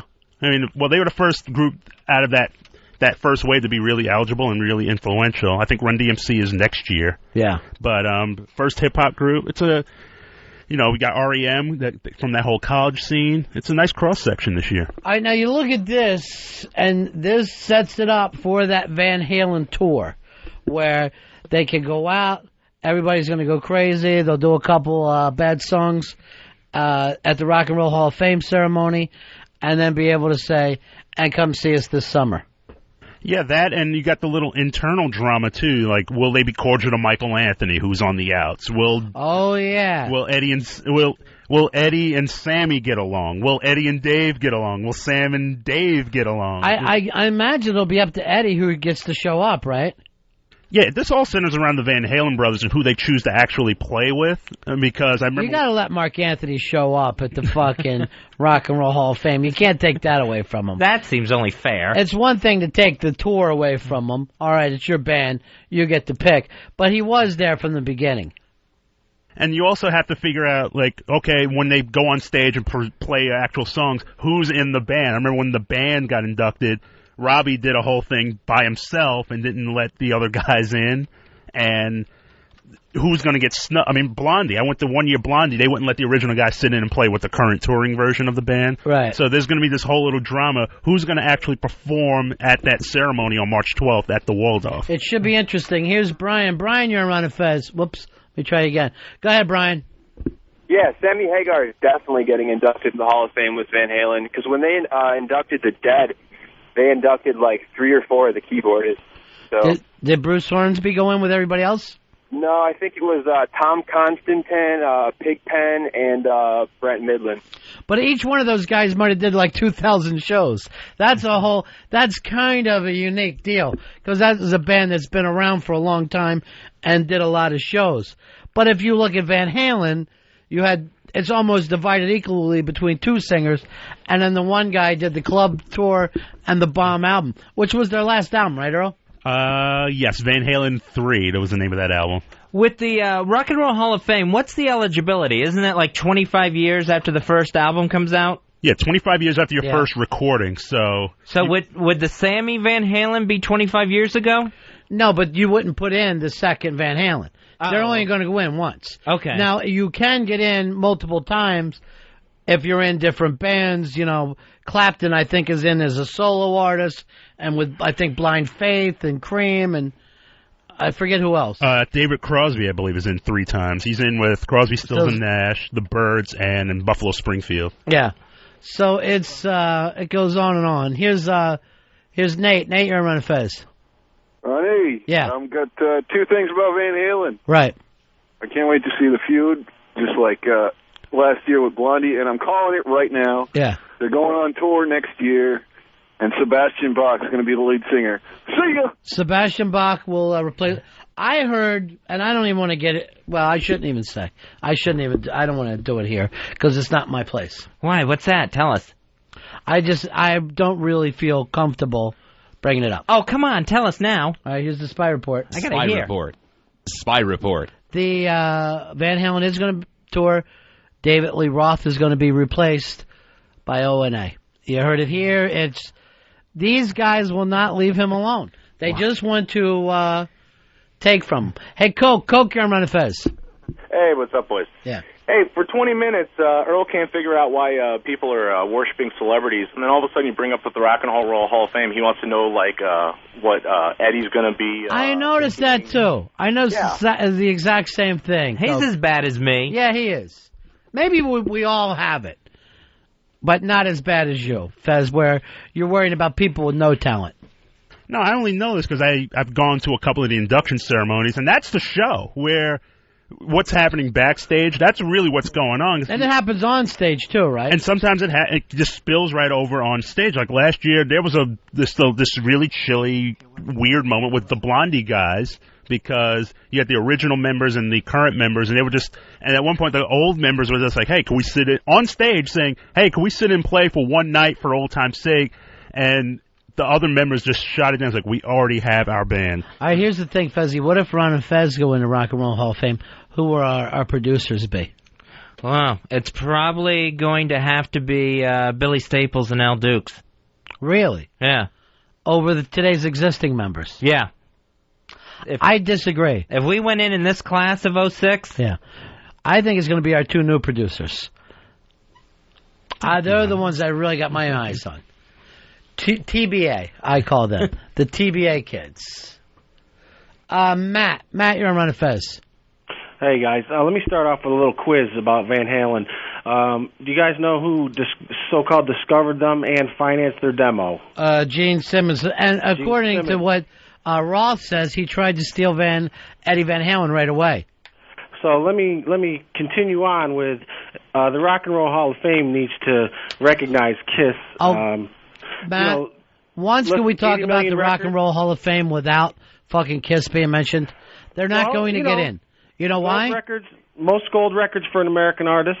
They're not going to get in because for the same reason the Archies didn't get in. You've got to be able to fucking be a real band. Did the Monkees get in, Earl? No, they have not. There should be a separate one, Rock and Roll Hall of Fame, with the Monkees, Kiss, and the Archies. And Josie and the Pussycats, and pretend bands like that. You can put the Way Outs. That band from the Flintstones could go in there. 866-RUN-0-FEZ. 866-RUN-0-FEZ. Stillwater. We'll get into that one. But we can't have them in the real Rock and Roll Hall of Fame. Hey, Gabe, you're on Ron and Fez. How's it going, boys? Hey, buddy. Supposedly, I heard on this next tour, if it does happen, Wolfgang Van Halen, Eddie's son, is supposed to play bass. I've heard about that, too, but I think I've only heard that so far on this show. I haven't heard it in the real world, but either Fez or Earl has told me that. I'm thinking I got it from Earl, but I have heard that as well. Sean, you're on Ron and Fez. Hey, how you guys doing? Good. Hey, you think Sammy could make it on his own merit? Because he has sold tons of records, before and after. Yeah, the thing is, the only thing that could keep him out is what if the critics actually heard those albums. I don't know if there's a fucking Hall of Fame and you can get in for singing I Can't Drive 55, I don't know if it's real anymore.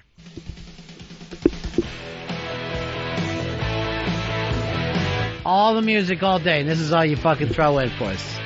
You're on top of it. TBA will be going in with us, Fez. This and Cabo Wabo are not going to get you in. Here's Barry. Barry, you're on Ron and Fez. If you like kissing, then the silver platter's got to go in, too. Why not put the silver platters in? Sunshine Day, gigantic hit for them. Put the Partridge Family in. And this is where we'll be going. Put the Wiggles in that same Hall of Fame next to Kiss. Would you put the Silver Platters and the Brady Six both in, or just one induction? I think you can go in 2 different times. I don't have any problem with it at all. I know you would also induct the Mosquitoes from Gilligan's Island. They might even be first ballot. Fred, you're on Ron and Fez. Hey, what's up, Ron Fezzy? Yeah. Oh, did I say Fred from Brooklyn? Listen, the first qualification should be that it's rock and roll, don't you think, Ron? I mean, even the stuff that originated, like at the beginning, that brought rock and roll forth, I understand that. But then they should. What's with Grandmaster Flash, man? It's not the it's not the popular Hall of Fame. It's the Rock and Roll Hall of Fame. All right, listen to this.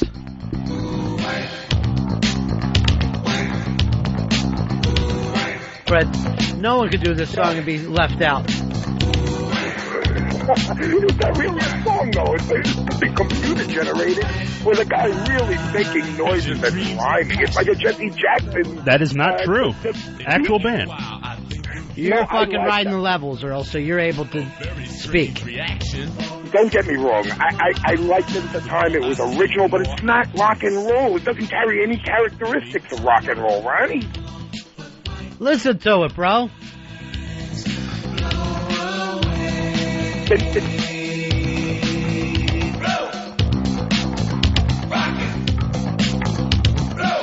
to ride, White Line Highway. Tell all your friends they can go my way. Pay your toll, sell your soul. Pound for pound, costs more than gold. The longer you stay, the more you pay. My White Line can go a long way, either up your nose or through your vein, with nothing to gain except killing your brain.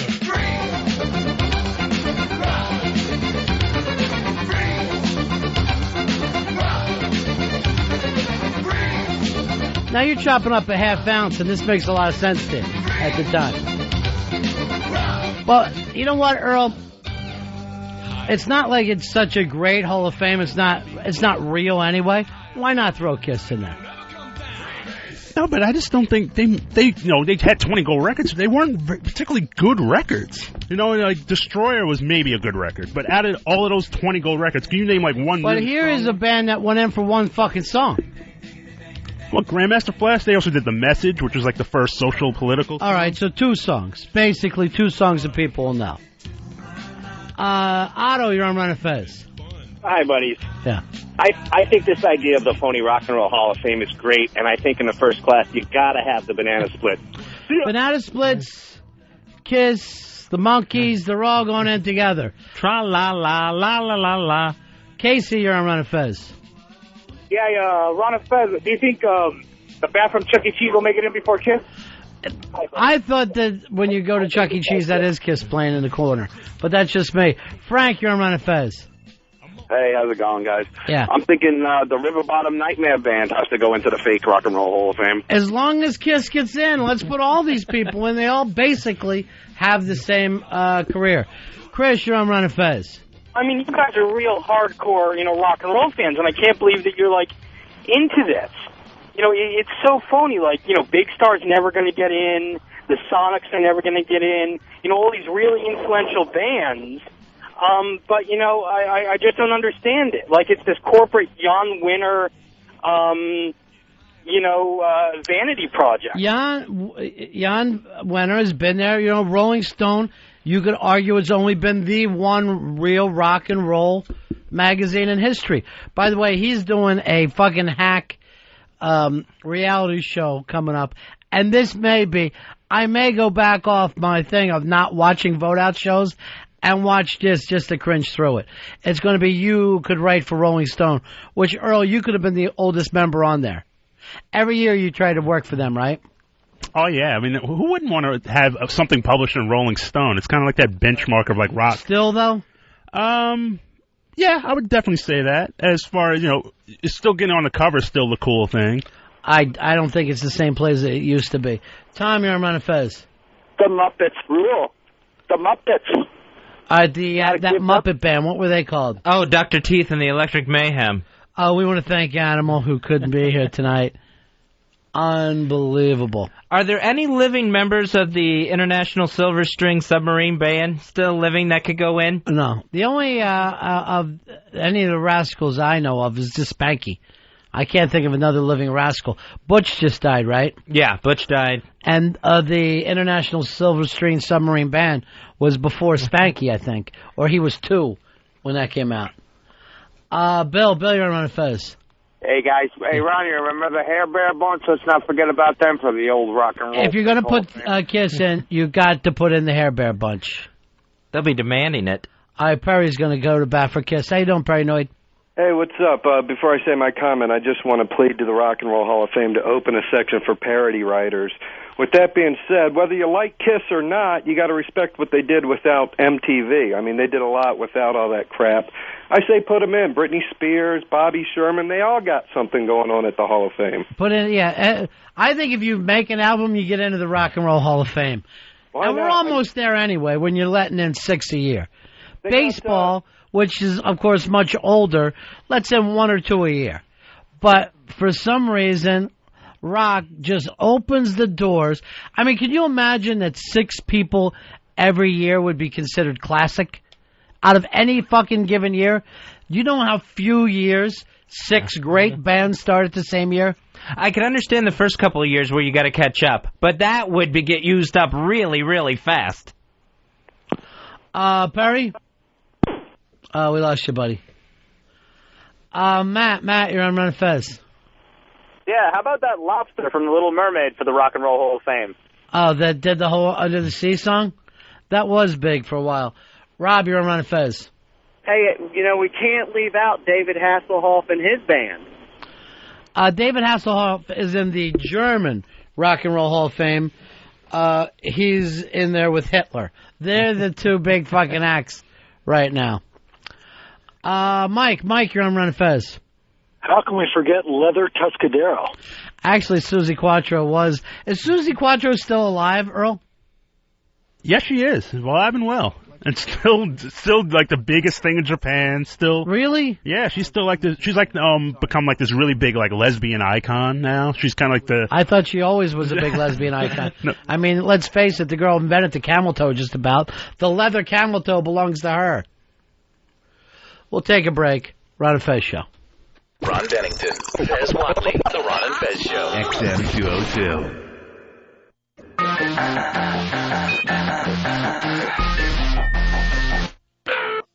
Journeys in America, no tricks at the wheel.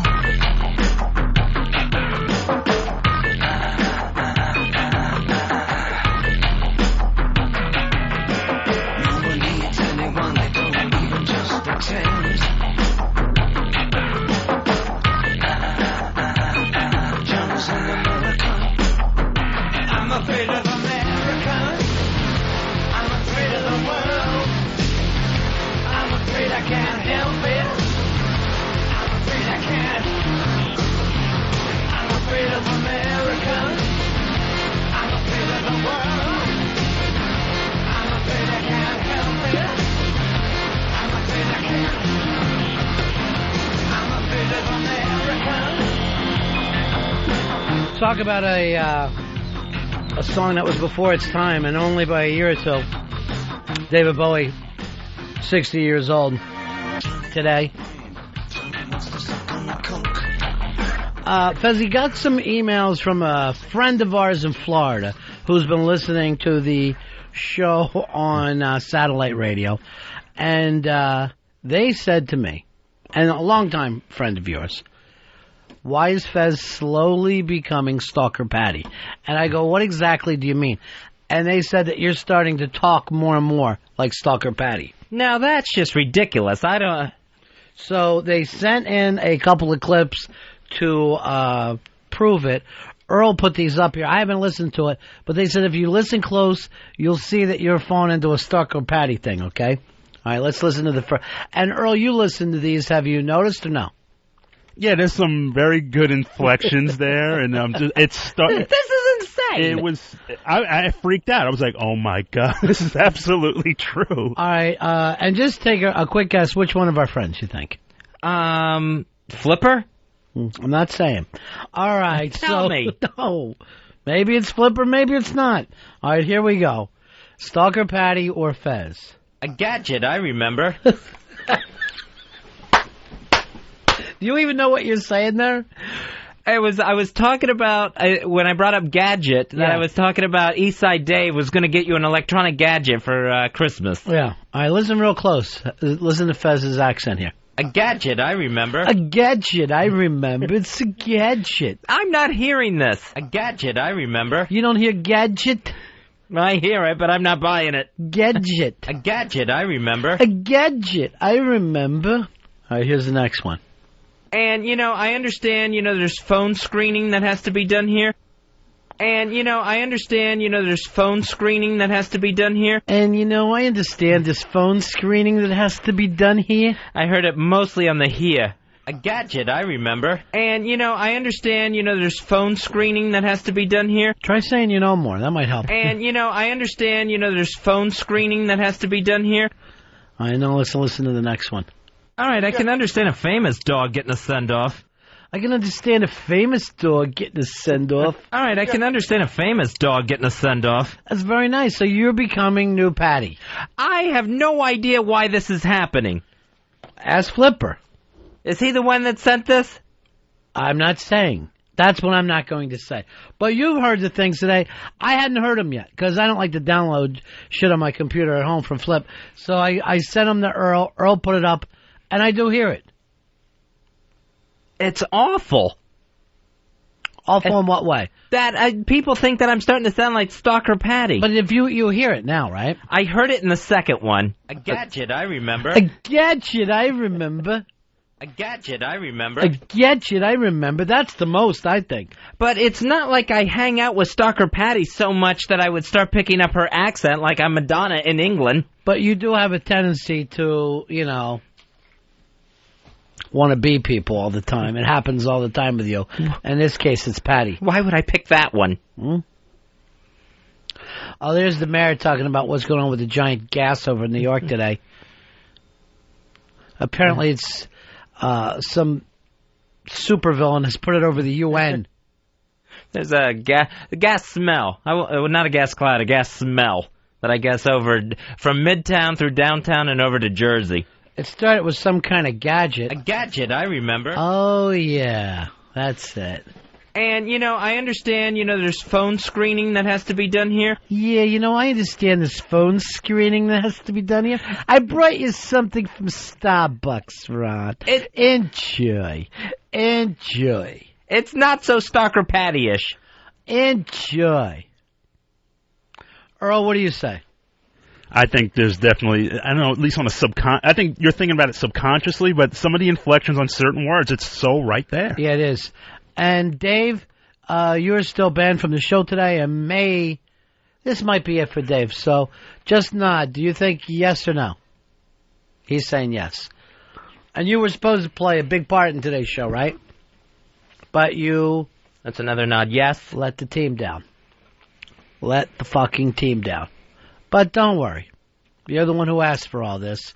And now that it's time for it, come up with excuses. I guess in real life we don't play hurt, Fuzzy. It's only what we expect out of our heroes. In real life, have a couple of problems, blame it on those problems, and fuck the show. John, you're on Ron and Fez. Hey, buddies. Yeah.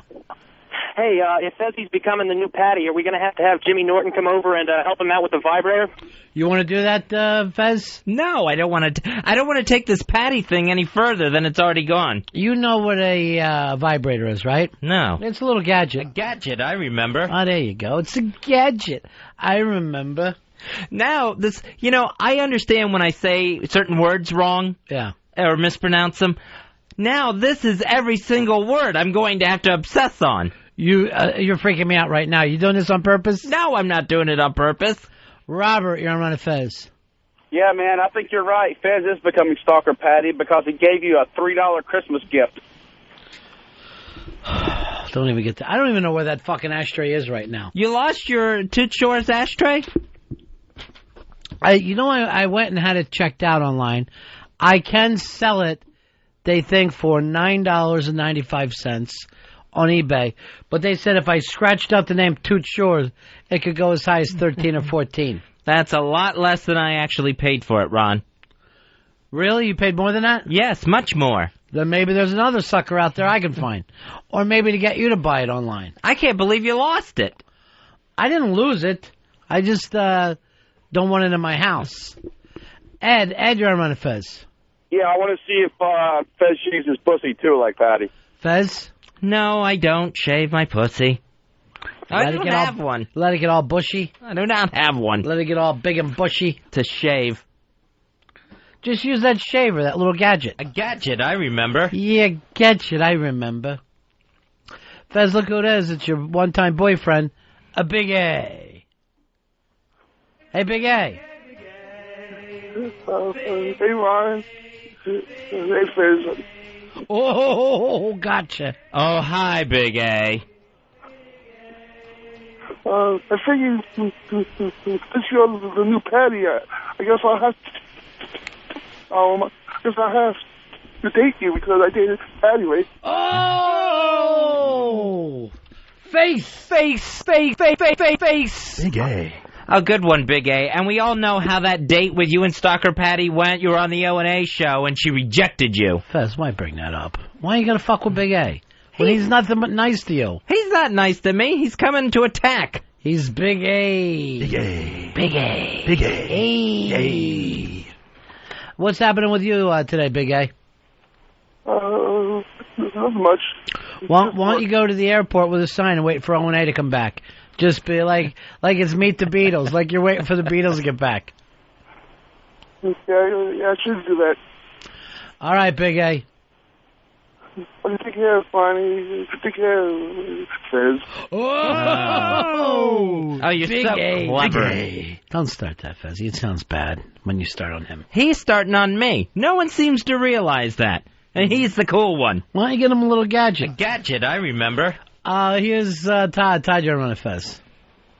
Big A. A Big A. Hey, every time Fez talks about that retard island, Roosevelt Island, I always hear Stalker Patty come out of him. I thought the same thing, too, when he's talking about Roosevelt Island and his trams.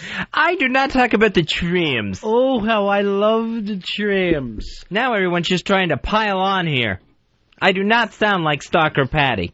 Maybe a word or two there. This is a very fucking weird Fez and me story over the weekend. He comes over Sunday to watch the games with me, right? So we're very thrown off. We got the new schedule with the two shows. So we're sitting there Sunday. All of a sudden, the fucking Jets are getting blown out at the last minute. And I guess I fucking doze off in my chair, sitting up. Fez dozes off in his chair, sitting up. I wake up, and a fucking basketball game is on. We're missing the beginning of the Giants game. Like a couple of old ladies. I just went out at your house. I don't know whether just the game got dull at the end with New England running it up or what. I think it has a lot to do with not fucking being able to do the new schedule. You can't get used to it too easy. And I went out deep, too, to the point of when I did come to, yeah, I was like startled of not knowing where my surroundings were. You woke yourself up with a fart. You actually fart yourself awake. Don't tell me that. You were so disgusting. And my chick hates you now. She's like, he ruined one of our chairs. Max, you're on Ron and Fez. Hey, guys. How you doing? I've got an idea of how to punish Dave. You should invite Jen from the Genitorturers and to dominate him a little while. Why are you so freaked out right now, Fez? Because I'm worried that I really did wake up to a fart.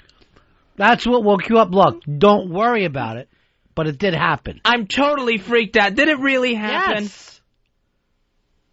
Because that's embarrassing to me. That's what woke me up. I wasn't even aware of it. I thought there was a fucking explosion or something. I didn't know. I wake up and she told me that after you left. She's going, she goes, it was so disgusting when he farted and both of you woke up from it. It's just that I know it's happened before. And I'm really, really concerned that I did that over at my best friend's house. Well, no. You weren't at your best friend's. You were over at my house. Yeah, that same thing. Why don't, I think Flash found that ashtray, Fez. Why don't we try to sell it as a candy dish? No, we're not selling that. That's your Christmas present. You can't sell that. God, it still looks worse every time you see it, doesn't it? No. It looks more and more like an ashtray. I can't believe that is being left around here. I'm going to write something on the other side. I'm going to just write Jackie Gleason. Try to make it seem a little more fucking cool. Don't write anything on that. You're going to ruin it. Well, remember that guy said we could crack off a piece of it. Yeah, I don't like the idea of that. We're going to damage it too much. Damage it? Yes. It's a fucking tacky ashtray. So the far as the lad that it woke up two different people. All right, Earl. No, I'm just astounded by this. I guess it woke me up. I don't really remember it. I know I came fucking to, and I'm like, God damn it, the basketball game's on. And Fez was going, oh, I must have fell asleep. And I thought maybe you woke up and didn't want to change the channel or something. Well, how could we both wake up at the same time unless you fucking blasted the room awake? Please tell me I didn't do this. No, I am telling you the truth. Oh, man. I don't care. What's the difference? I care. Why would you care? I go out of my way not to do that. You're a fucking human guy. I shouldn't be. There's certain things you shouldn't do, especially over at someone's house. You really think you can't fart in public? Oh, right, yeah. Yeah, I'm totally against that. You worry cum will come out? I swear to God, I don't know how I do it. Every day, I got a fucking new gay joke. I don't know how I do it. I'm not worried about a cum bubble. The love dose? Is that like a special treat? No. I didn't even know it had a name like that. What do you call it, cum bubbles? Yeah. Well, I assumed if it's getting blown out. Oh, God. What's the other guy there to eat it? I don't know. People are disgusting. Did I really do that? Yes.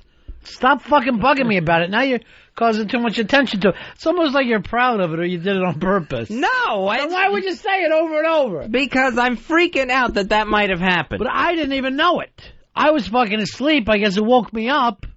And I thought I woke up on my own. And it was weird. Like, why would I wake up and then you wake up at the same time? But then after you left, my chick goes, I was disgusting when Fuzz woke you guys up. And I go, what? See, I don't want her thinking that I'm disgusting. And actually, I said to her, why would you let me and him sleep through a fucking game? Boy, you seem so tired. Don't fucking do that. You're not looking for the Kansas basketball game. Everett, you're on Ron and Fez. Hey, I wonder, did Fez fart or did he fart? He farted himself awake. Yeah, Fizz Watley. And he farted himself awake. He had the fart. The musical fart. Hold on, Everett. This is so undeserved. You're getting a copy of 9 Lives, a sampler by Robert Plant, courtesy of Rhino Entertainment. It's a limited edition CD containing highlights of Robert Plant's solo career. You can check it out at rhino.com. Let me just fucking point this out, too. If this is so limited, why are we giving away 10 pair of fucking day? This has got to be the least limited thing in history. Well, Rhino was very gracious with the copies, so. And we got more stuff coming also as well. Well, fart me awake when it gets here. This is one of the most embarrassing things of my life. What, this ashtray? Fuck it. It happened.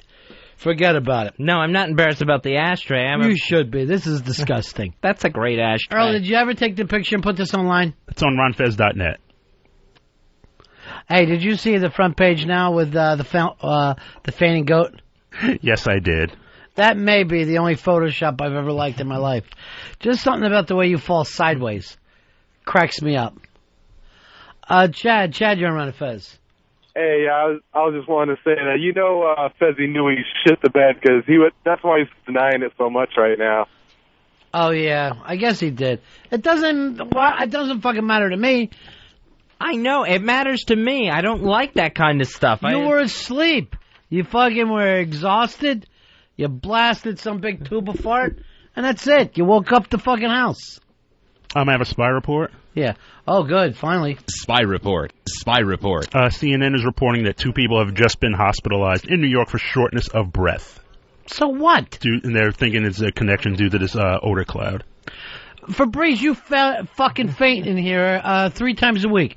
Do you think I call CNN with it? No, you don't, but just reporting it. You know, the guy in Denver is right. You people in New York, you fucking think you're the only place that matters. 2 people get shortness of breath. All you got to do is show people there's a gas leak somewhere and the panic starts. Well, now Fez is starting to feel like, what if this is real? What if none of us can breathe? All the air's getting sucked out of the place. Really, I can't breathe that well myself right now. Really? Yeah. Yeah. Does it feel like a little crazy? Yeah, too much. Yeah. And it's still hot in here. Well, it's all the gas. You know what's weird is, like, it's very cool in the other room. Well, that makes sense. Those air conditioners should work, not the ones in the actual studio. Well, that did start up in the other room, but I don't. Are you cool in there, Earl? Yeah, it's starting to cool off in here, but It's been hot in here all show. Still terrible in here. Jeremy, you're on Ron and Fez. Hey, what's up, boys? Big Hey, Ass 1287 checking in. Hey, man. Just wanted to know if Fez is going to be living under stairs at WNEW like Patty used to. See ya. I've gone through this a lot. I'm not homeless. I'm not going to be ending up under the stairs like Stalker Patty used to do. Plus, there's not a fucking enough room in there for your farts. Please don't bring it up again. I'm really, really humiliated. I've got my shame going now. Why? Because, I can't face your chick again. Over this stupid ashtray? No! Over this alleged farting myself awake at your house. I'm telling you the truth. It couldn't have been that bad if I didn't fucking know what it was when it woke me up. And plus, we had to get up anyway. I didn't want to miss the fucking Giants-Eagles game. Well, I understand we had to get up, but that's not the way to do it. That's not the way to wake somebody. Clint, you're on Ron and Fez. Hey, Ronnie, that shortness of breath, that's you and Fezzy waking up from Fez's fart. No, you couldn't help it. Disrespectful prick. You're sitting next to a hero and you fart in front of his wife? You know what? Big ass prize closet. No. Seriously. I invite you over. We have nice fucking food. It's a great day. And this is your way of repaying. All right, hold on. You're going to get a CD Selections from Sinatra Vegas, courtesy of Rhino Entertainment. That's a limited edition CD containing highlights from the 4-CD box set, all from Rhino.com. Again, limited? Every time I turn around, I'm fucking giving another one of those. Earl, it's time to get some new blood. The new blood is coming in. Oh. Rich, you're on Fez. Yeah, Alex Stern went home early today because of that gas cloud. Did he really? Yeah, that's what I heard on the station. They said he bailed out right away.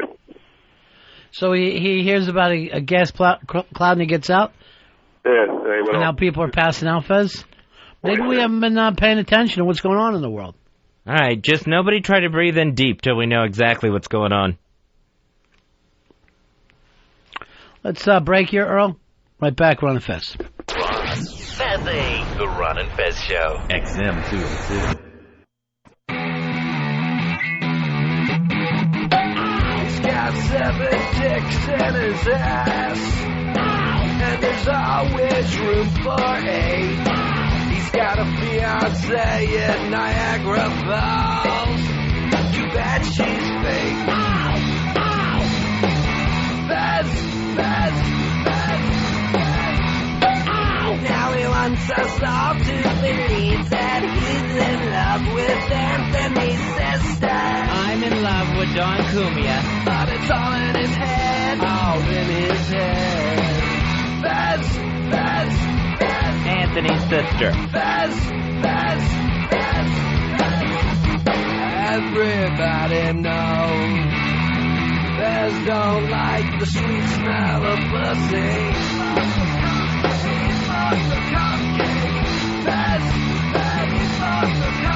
I'd love to playfully tease her about her mediocre bass playing. What? Her interest. What the fuck are you doing? What is happening? Fez, Fez, Fez, Fez, Fez. Back with the Ron and Fez show, 866-RON-0-FEZ. That's 866-766-0339. Or you can always email us at ronandfez@AOL.com. And that was Bowie playing. Happy 60th birthday to David Bowie. It's all Bowie bumper music, and that was his big Ron and Fez show song. Hey, I want Flash to run out and give me a sandwich here today. You want anything, Fezzy? Yeah, I'll take a turkey sandwich. Do you normal? Yeah. Dave, do you know the two normals? Just nod your head yes. Don't make a mistake with it, all right? If not, ask me and I'll let you know. Tell them to come in and pick up a 20 twin. And so have them have it here at 3. Not before or after. All right? Thanks, Flash. Flash, when you heading back to school in Virginia? I'll be going back this coming Sunday. Oh, we're going to miss you, buddy. I know, I'm going to miss you guys, but hopefully I can come back in May. What about your girlfriend, Shell Bink? Is that turning real? Yeah, I mean, I think it'll be difficult with the distance. There'll probably be a conversation as to what exactly we'll do about that. But so you feel like you should be able to date down there? No, I just think that if we both want to kind of commit to each other over that, then we will establish that. And if not, we certainly shouldn't hold each other back from possible opportunities. You may be the least romantic man I've ever heard in my life. Seriously. It sounds like you're talking about building a new shopping mall. You could not sound more Republican. It's the NPR coming into me. I just want to... You sounded more boring than a lawyer. You sounded like a corporate lawyer. Well, I guess... You actually could make a woman dry. You could make a horny woman dry talking like that. I think that we need to look at possibilities of us thinking about possibilities. I'm into that right now. You and I are pretty close, though, huh? Yes. Close enough to look into possibilities about possibilities. Wow. All right. So that's big for the Flash, Fezzy. Oh, yeah. So no matter what the decision is, it's still serious enough that there has to be a talk before he goes. First, they need to talk about the talk. I think it's important to articulate all possible options and then move forward. Wow. And someone adopted you? 2 people. Wow. Why did they bother? I got to wait to see how the kid talks before I could adopt him. I'll take him, the infant in the shirt and tie. You really do sound like, and Friday is Hawaiian Shirt Day. So if you want. Well, I guess it's the NPR and the law experience. How many times you been out with Shellbink? 3. Yeah. Yeah, 3. And each time a little more exciting? Yeah, each time the excitement goes upward in a positive slope. In a positive slope. As you know, the excitement around here, Shell, has been going upwards in a positive slope. Exponentially. Well, according to these graphs and charts that we have... Of my heart. Here, I made some charts of love for you. And you can notice that disappointment and disaster down, and love and optimism up. Before I leave back to school, I have a little PowerPoint that I think we're going to need to look at. It sounds like it. It all sounds like PowerPoint. I say you got to be as professional as possible in these situations. I can't imagine. And I don't act like that in a board meeting, let alone with a woman. I know he's going to have to draw up papers for this, no matter what the outcome is. Here's what I can't stand, though. The Flash, with his personality, is dating. Earl, Fez, not dating at all. Maybe I just need to get more corporate. Clint, you're on Ron and Fez. Hey, Ronnie, I just wanted to go ahead and warn you about getting Fez that turkey sandwich. I mean, he's already flatulent. He's got black girl fainting, God knows when. You might want to stay away from that sandwich, Fez. I did notice that, Fez. You go for the gassiest of all foods. I didn't know turkey was a gassy bird. Well, that's because you fall asleep and let it all go. That's probably why you think you don't fart. I am so embarrassed the fact that I farted myself awake at your house when I fell asleep watching football yesterday. And my chick didn't even think that you were asleep. She thought that you faked asleep, ripped one, and then we're like thinking it was funny. Who would be that diabolical? You. Perry, you're on Ron and Fez. Hey, stickholder 484.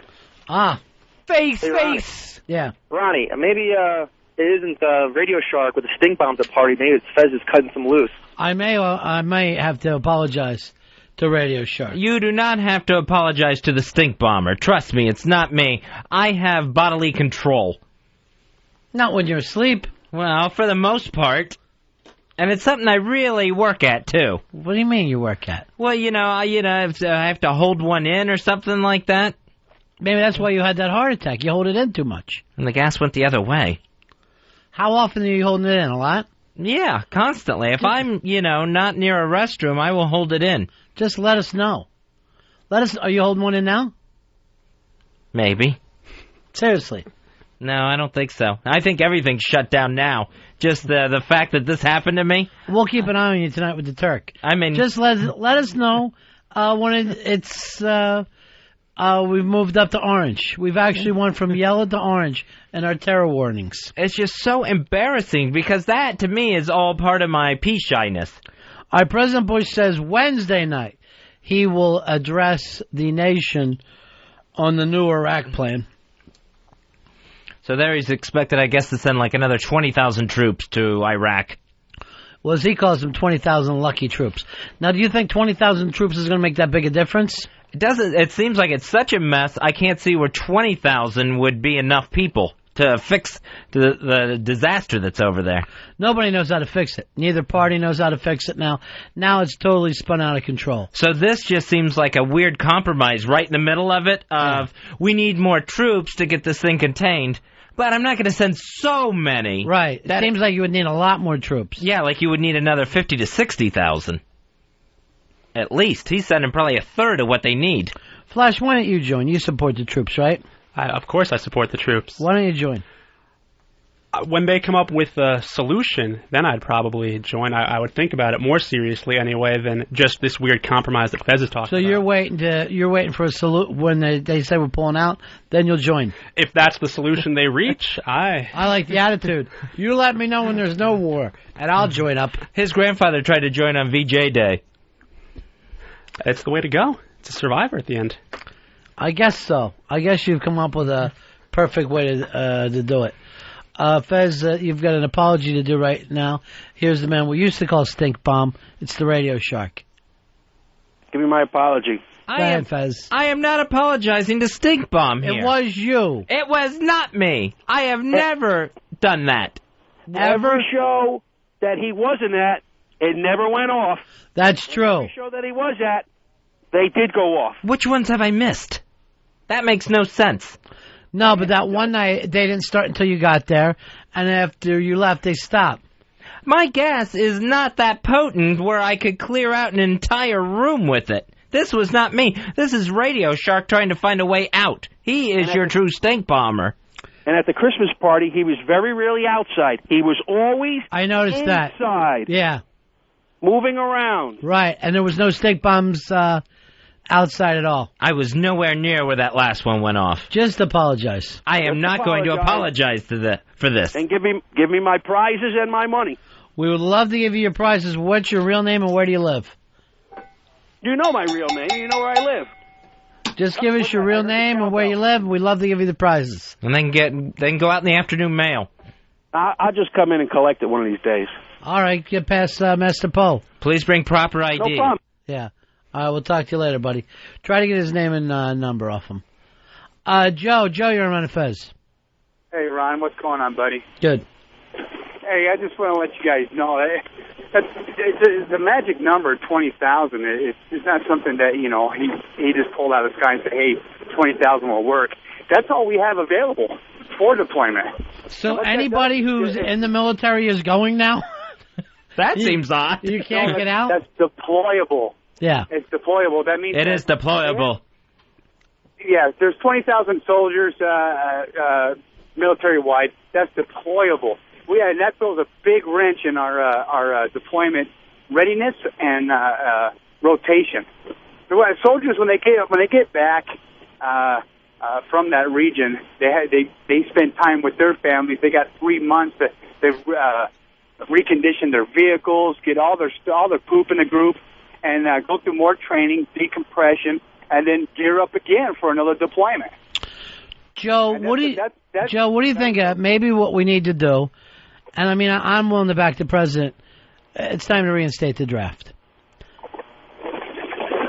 No, nobody's into that. I do not want to reinstate the draft. I don't like that idea. Well, I was just talking to my brother yesterday. My brot's in the Coast Guard, and of course, Coast Guard's falling underneath the Department of Homeland Security. We were discussing about the draft as well. If the draft was being reinstated, we're looking at flushing that whole area out real fast. We're looking at 80,000 soldiers total in 2 years. How about that? So that's all? Well, I mean, you could. If I can't say whether I agree to go in there and flush them out or just to pull out. I don't play that politics. But we got to go one way or the other, right? But if we're going to go, we got to go big. Yeah, I got to agree with you. If you're going to go over there, you've got to have an overwhelming presence. Not just an overwhelming. It's staggering. And you want everybody else in the region to think, we're done. We're not getting involved with this, or this is how you're going to get involved, and we call the shot. We can't go over there nickel and diamond with pocket change saying, I'm going to buy this Ferrari. What do you think of that, Fez? Yeah. Just we reinstate the draft. And wait, I know that you're, I know it makes you nervous. Right. But I'm saying we reinstate the draft for blacks and low-income whites. Oh. And people like Flash, you're going to be fine. I like this draft. You go to college. It was the Vietnam theory. You already go to college. You're white. We need you for the future. So we get blacks, low-income whites. Basically blacks and hayseeds. We line them up. We send them over there. 2 years, it's all taken care of. Flush out the region. All right. Now that sounds like a plan, finally. Right.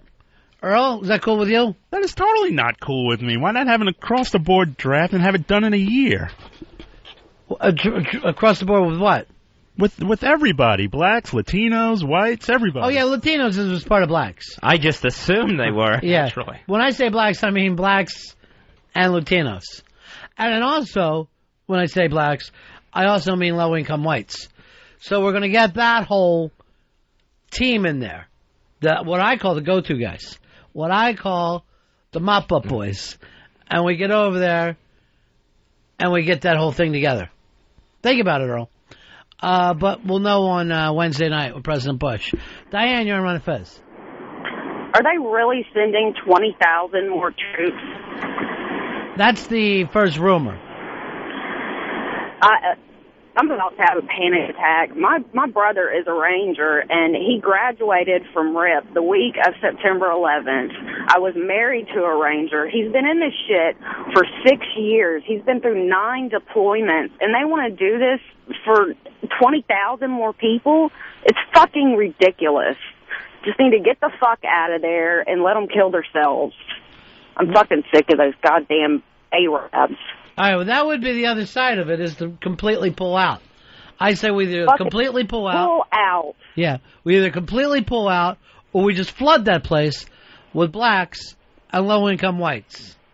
And remember, when I say blacks, I also mean Latins. Well, you got to think when you go to the Iraqi government, which plan they're going to take to more, because you're going to have to sit down with them and say, "Hey, listen, you're not getting that extra 20,000 that we promised. Plus, everyone else is leaving. That's going to be a hard talk." Or we flood this place with blacks and low-income whites, so that you can't go anywhere in your own country without bumping into a black or low-income white.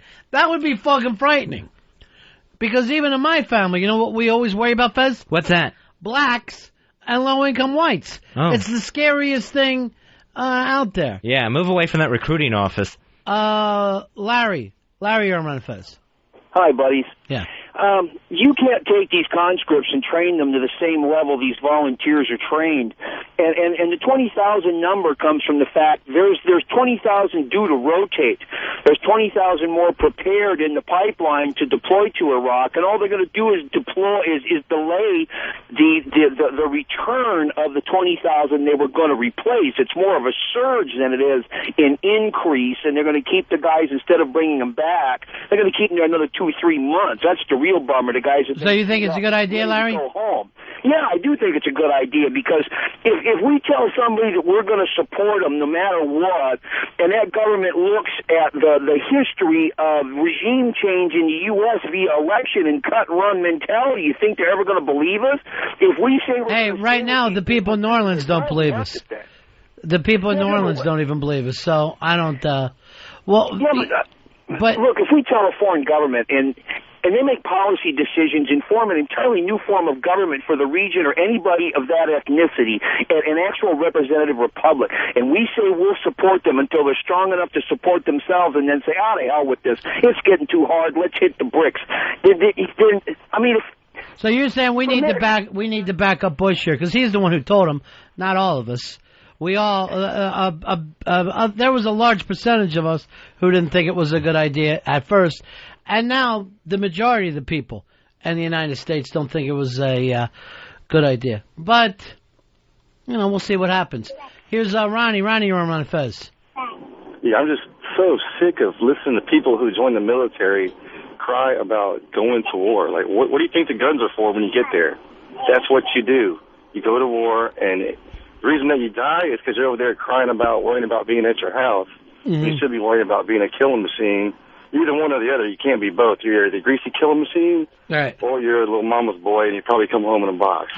See, that's what happens with me and my guys, where they're always going, I can't believe we have to be on the radio today. I'm like, you signed up to be on the radio. You signed up for it. That's what you got to do. That's what you have to do. Now, today, Dave says to me, I'm not able to be on the radio. I don't feel well. I don't feel like I can be part of my obligations. You know what I call that, Fez? What's that? AWOL. Oh. That's AWOL. That leads to the stockades. Doug, you're on Ron and Fez. Hey, Ronnie. Yeah. I think they should take all the prisoners out of the damn prisons and put them over there. What do you think? Yeah. Good idea. We take the prisoners, Fez, and then we drop them out of helicopters into Iraq. But we do it without parachutes. So we're literally just dropping prisoners on top of them. All right, prisoner bombs. Yeah, like dropping a bomb. Yeah. I'm up. All right, peace out. It's an interesting way to go. Wesley, you're on Ron and Fez. How's it going, Ron?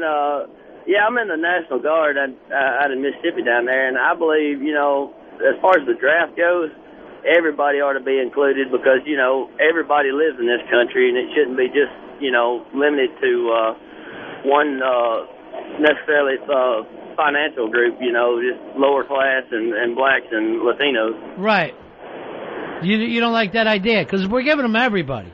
We're giving them all the blacks, all the Latinos, and then we're giving them plenty of whites. We're giving them the lower income whites. Where do I start waving this flag at? Well, I just think that, we're over there, most of all of us have already, we're all volunteers now, and I joined up in a time of war. I joined up knowing that I wanted to go over there to Iraq, and I hadn't been yet, and kind of antsy to go right now. You'd love to go, huh?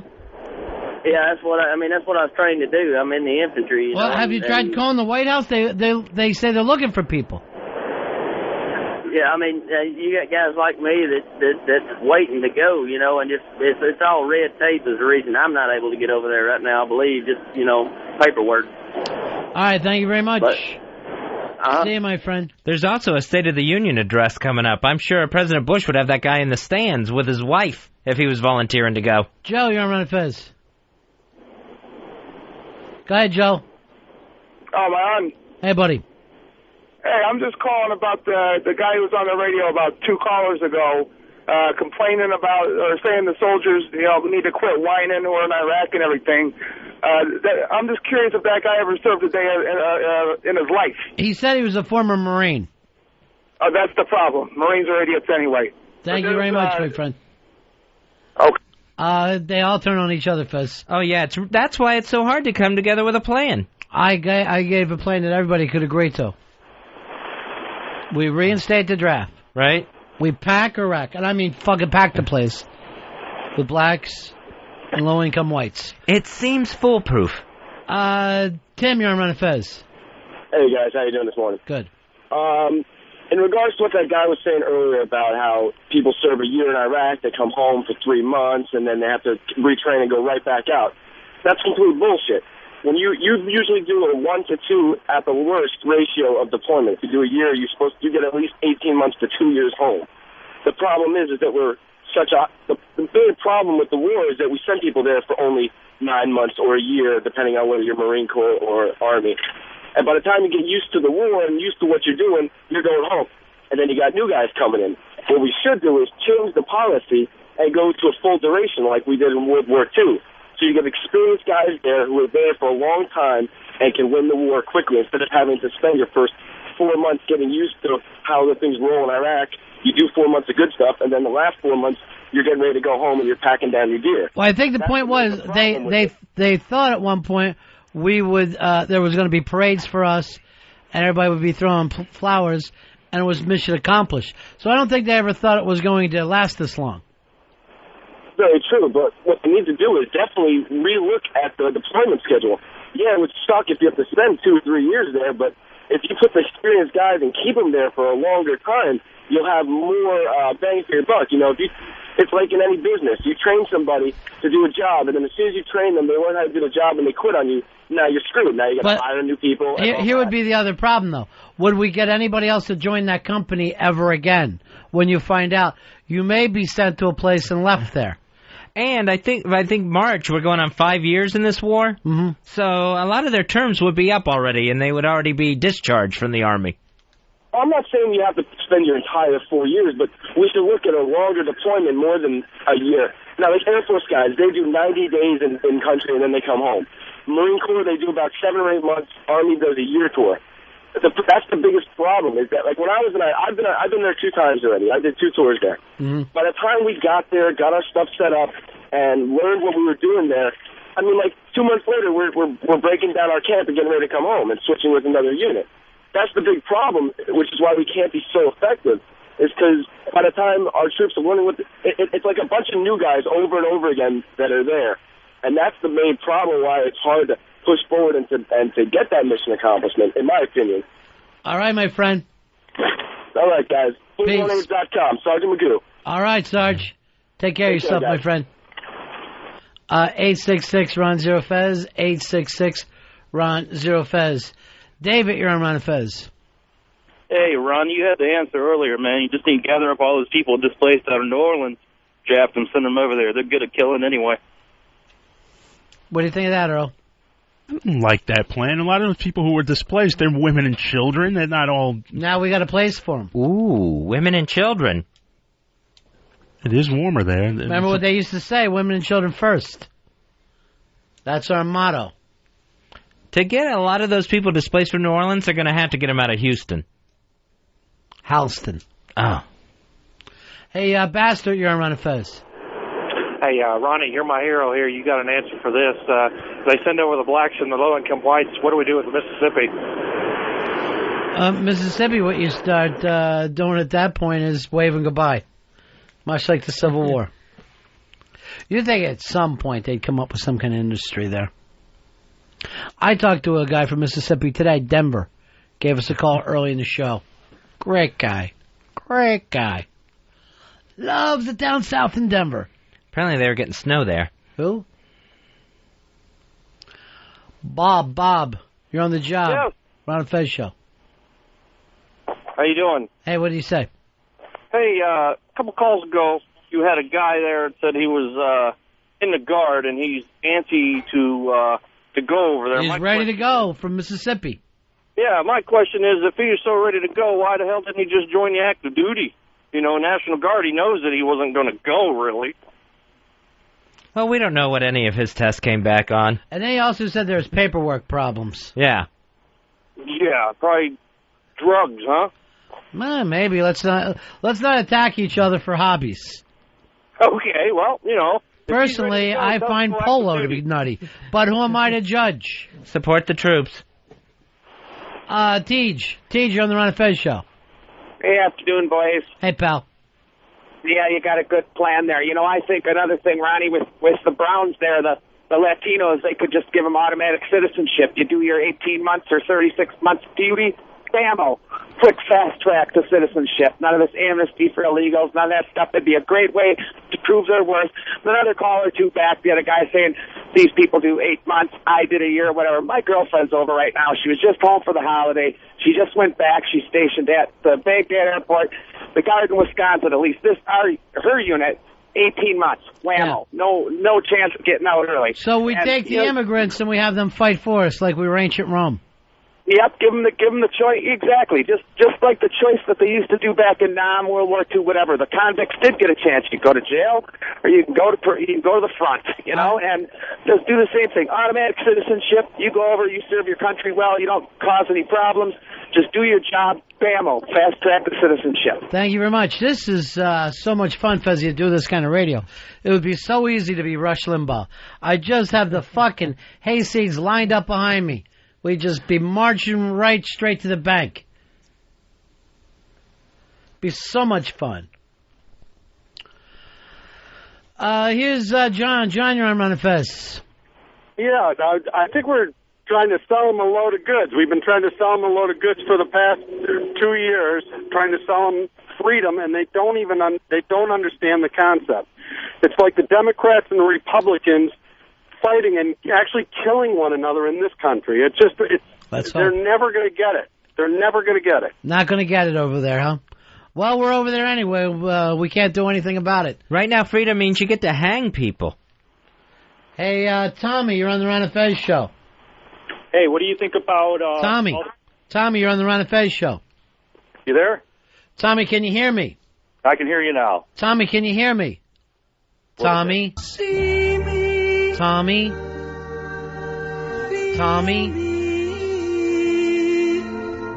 Touch me. Heal me. Tommy, you're on the Ron and Fez show?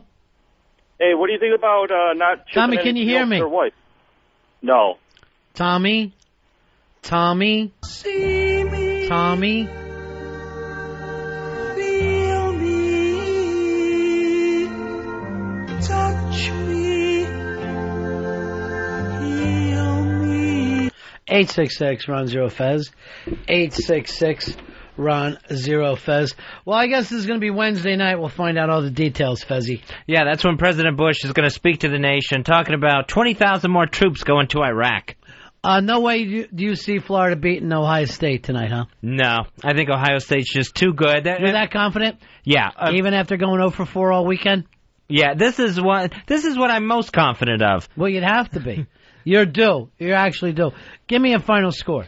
It's going to be bad tonight. It's going to be Ohio State 49, Florida 14. Earl, give me the score. I'll say 21-10 Ohio State. Wow. So even Earl's would be a blowout, but yours is a ridiculous Notre Dame embarrassment. Oh, yeah, where it's just everyone quit watching by halftime. It's done. It's over. Martin, you're on Ron and Fez. Yeah, I'd say we send over the gays. Fuck the blacks and that. Just send over the gays. We don't let the gays in. No, they're not allowed. I don't know how many that would boost the troop level if all of a sudden gays were allowed back in the military. If I was in the military, I would just yell, okay, for one day over, only tell. Come on, who is it? Raise your hand. That would be the most exciting day in the Army. Rooster, you're on Ron and Fez. Yeah, this is Rooster from Mississippi. That guy that called a moment ago talking about the National Guard doesn't go. Mm-hmm. I'm a veteran of the regular Army and been out for many years. I felt it was my duty to go back over there and help, and I joined the National Guard to do it, and I've already done my tour over there. So he's full of shit. I think what they need to do instead of sending more people is just take the handcuffs off the people that are there and let them do the job they know how to do. Let them start shooting some people in cold blood? No. I do not agree with that, and there are things... Fucking My Lai, that whole fucking place? There are things in place in the military to keep you from doing that already. Yeah. But I mean, take the handcuffs off. Well, they don't let us. When we were getting fired upon, you wouldn't believe all the crap we had to go through just to return fire. Is that right? That's ridiculous. Had to fill out forms. What did you do when they fired on you? You have to go through. Your platoon commander had to go through and check with the higher ups to see if you could return fire before you could. You could not return fire when you were shot at. You just had to take cover. Depended on the situation, but 90% of the time, at least with our unit, we were told we could not return fire until we got the okay. Rooster, that's the craziest shit I've ever heard in my life. You had to say to yourself, why am I here then? You're like, what the hell's going on? I questioned a few things while I was there, but I never questioned why I was there. I was there for my country. I always felt like I owed my country something because hell, it's the greatest place on earth. Ah, well, you're from Mississippi. Where do you see the rest of it? It's fucking phenomenal. I've seen a lot of it. I've been in the regular army. Yeah. All right, buddy. Talk to you later. Thank you, sir. See ya. He's been 2 places, Mississippi and Baghdad. Not easy, Fez. No, I probably have to have a hard time deciding which one he liked better. Gina, you're on the Ron and Fez show. Hey, Ron and Fez. Thanks for taking my call. I wanted to say that I'm a Republican woman, and I was for the war on terror, but I am not for this war on freedom, Iraq. I just think it's a bunch of crap.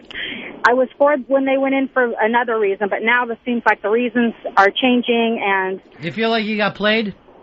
Yeah, a little like I got played. Like, now, what are we doing? Come on. Right. They don't get it. Like the last caller said, they're not going to get it. You know what you sound like to me, honey, though? What? Flip, flop, flip, flop. Remember when you yelled that a couple years ago? How much fun it was? You're so funny. Yeah, I do remember. I did yell that. Yeah, now you feel embarrassed, right? No, I don't, because you're told one thing at one time, you're told another thing at another time, and you're just like with kids. They tell you one thing, and then the next time you grill them on it, they give you a different story. You can't, you just got to step in and put your foot down. All right, say it's time to stop. All right, so Bush is like your kid. It's time for you to put your foot down. Yes. Talk to you later, honey. Yes. All right. Thank you. Bye-bye. The child speaks on Wednesday. Flip, flop, flip, flop. Fucking idiots. Kevin, you're on Ron and Fez. Hey, sir. 24-year veteran here, and I just read that they're going to start looking at putting recruiting stations overseas. Yeah. So that Imperial Rome connection, you guys got it exactly right.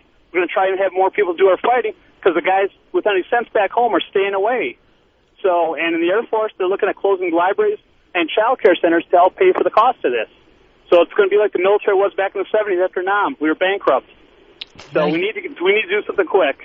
I appreciate all you guys are doing for us, man. Peace out, my friend. All right, thanks, buddy. Bye. I didn't know that we were trying to pick up foreigners to fight for us. I had no idea we're opening recruiting stations in France and England, and we couldn't... That's the coalition. That's the coalition of the willing. Most of those governments, we couldn't get involved in this.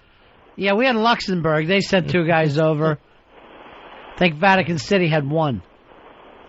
Anthony, you're on a... I hate a small country, by the way. Cannot stand a tiny country. Because you're not... You know what I mean? Oh, yeah. Monaco, you're a fucking city. You're not a country. And I'm not calling anybody Prince. What can we do for you, Anthony? How you doing, Ron and Fez? Love you guys. Just wanted to say, if you saw the movie Toys with Robin Williams, we ought to do kind of the same situation, have all the machines hooked up to video games, so I can go out to Best Buy, buy myself a video game. I could be doing something for the country by killing people. Anthony? I can have a game system. I don't know what kind of pot you smoked, but you're the first person who brought up Toys by Robin Williams in at least 18 years. That was probably at the bottom of a Robin Williams resume. And Barry Levinson's resume as well. And no, Fezzi, unfortunately, that's not at the bottom of Robin Williams. It's somewhere in the middle. That's how bad the films that fucker's made. That's a bottomless pit, then. How many good films would you say Robin Williams has made out of the 60? I'm going to give you Good Morning Vietnam. Right. You got a second one? Good Will Hunting. Come on, brother, please. It's Ronnie B you're talking to. This is your partner. Did you see that film? Yeah. You thought it was good? Yeah, I thought it was good when I saw it. Yeah. I want you to go back and rewatch it. Not caught up with the hype. Rewatch it. Let me know tomorrow. Give me another one. I like that Insomnia movie with Al Pacino. Bob, you're on Ron and Fez. Hey, Ron. See, how's it going? Hey, buddy. Hey, I was wondering, why are we over there letting them kill innocent people with roadside bombs and everyone that they want to, and yet we have to call and ask if we can even shoot back? Yeah, I hadn't heard that story before. That was bizarre. And, I mean, there's no reason for the gentleman to lie to us. He's the one who's been to Iraq. And that just seemed crazy talk. We've heard everything. Yeah, just that you're not allowed to shoot back. I mean, we've heard the other disaster stories of, like, not enough body armor and the Humvees aren't protected. But I didn't know that we had to wire to Washington to be able to shoot back. You know, even in this country, if someone shoots, you're allowed to shoot back. That's the whole big point of it. Yeah, that law shouldn't be any different over there. John, you're on Ron and Fez. Yeah, I'm all for pulling the troops out, and why don't we just bomb the place piece by piece, and they'll fall right into line. We're back to that again. Turning into glass. Turning into glass. Oh, yeah. Well, we're never going to do that. Rob, you're on the Ron and Fez show. Hey, Ronnie. Hey, I listening to all these people complain about the war and the fighting going on over there, but you know they would completely flip-flop if we pulled troops out and then the fight was over here and one of their family members got killed by terrorists over in this country. I guarantee you the Iraqis are not going to attack the United States. You guarantee it? I guarantee it. It's not necessarily Iraqis. It's all the other terrorists from other countries coming into Iraq that are fighting our troops over there that will come over here if there's no fighting anywhere. So the only reason why they're not coming over here is because they're going to Iraq. I think that's a big part of it. Doesn't even make sense. It literally doesn't even make sense. Bill, you're on Ron and Fez. 29,875, my brothers. Hey, brother man. Hooah! Best Robin Williams film is The World According to Garp. I put that in the good book, rotten film area, which is so big, which is just such a large area. And by the way, I was watching Real Talk, and with what's the little girl who does our show, and then that's Joel. What's his name? The critic. Joel Siegel. Is it no? Jeffrey Lyons and Allison Bales. So Jeffrey Lyons is the guy, not Joel. He brings up. She says a book was better than a film. He goes like this: the lesson is, and she goes, I read this 20 years ago. The book was much better. Talking about Children of Men. He goes like this: the lesson is, don't read books. And he was serious as anything. They fucking hate each other. You got to watch this show to see the way these two people hate each other. You'll ruin a movie for yourself. I wish I had a camera on the crew laughing their asses off at that stupid statement. The crew probably ought to give him thumbs up. I'm telling you, TiVo this fucking show and watch it. It's wacky as shit. We got to get Allison back in sometime. Adam, you're on Fez. Hey, Miss St. Paul Ronnie. Yeah, well, it's so close, you never know. That's the Smoochie, best Robin Williams movie ever, and Edward Norton movie. I'll say this, that terrible movie is as good as most Robin Williams movie. Death to Smoochie, I wouldn't put that up there on the best list. I put it in with the rest of it. Give me an agita thing. Although you have insomnia in there. Ian, you're on Ron and Fez. Hi, Ron. Thanks for taking my call. I just like to say that... You know that something came up that seems like it's political when you get the AM kind of, thanks for taking my calls. The overly polite caller. Yeah, the Hannity types. Thanks for taking my call. I'll hang up now to listen. I'm actually active duty Army. I think the idea of a draft is great. And that's because if there's a draft, I think most Americans would realize that they actually have a stake in this war, and I think that would make policymakers actually come up with some kind of plan that would get us finished with this situation really quick. You know, I believe that this is one thing that I've learned here over the last couple of years is that we really don't care much about the troops at all. We as the American citizens. I think you're right. Well, I mean, we've heard certain things. You hear good things, you hear bad things, and you don't see most people seem to talk about it or interact with it after they get beyond, putting like a little decal on. But no one goes, hears any of these stories and going, hey, should we raise taxes to help these guys? Should we raise taxes to get more for them and their families? No one seems to put any kind of emphasis on that. So absolutely. I do think we go out of our way not to care about you guys.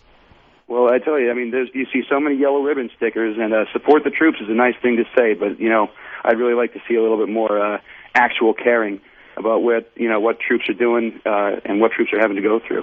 And I don't think that's actually happening. As a matter of fact, one of the things I hear from people is, hey, this war was worse or that war was worse, or almost acting like, well, these guys aren't involved in World War II, so it's somehow easier on the individuals over there.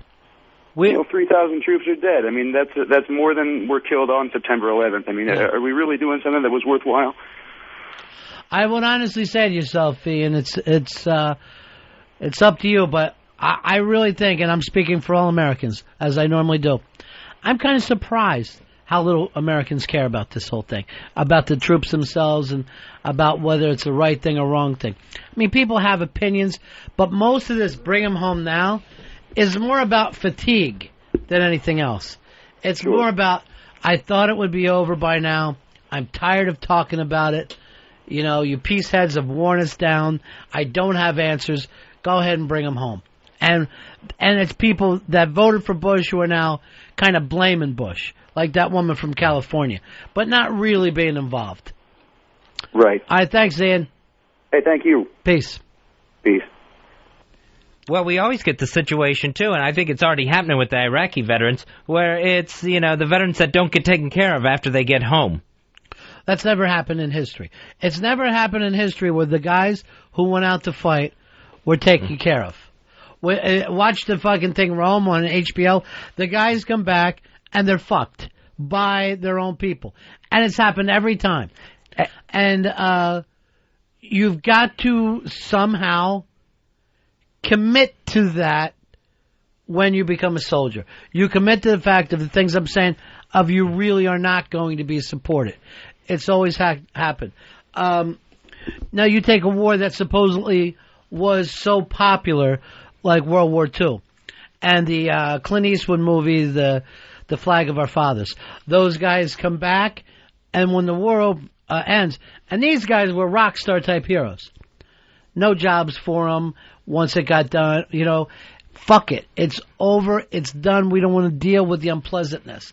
If you're a soldier, that's something that you sign up for, and you got to know. People basically don't give a shit. John, you're on Ron and Fez. Hey, guys. Yeah. I got a buddy that's in Iraq right now. He just came home from Christmas.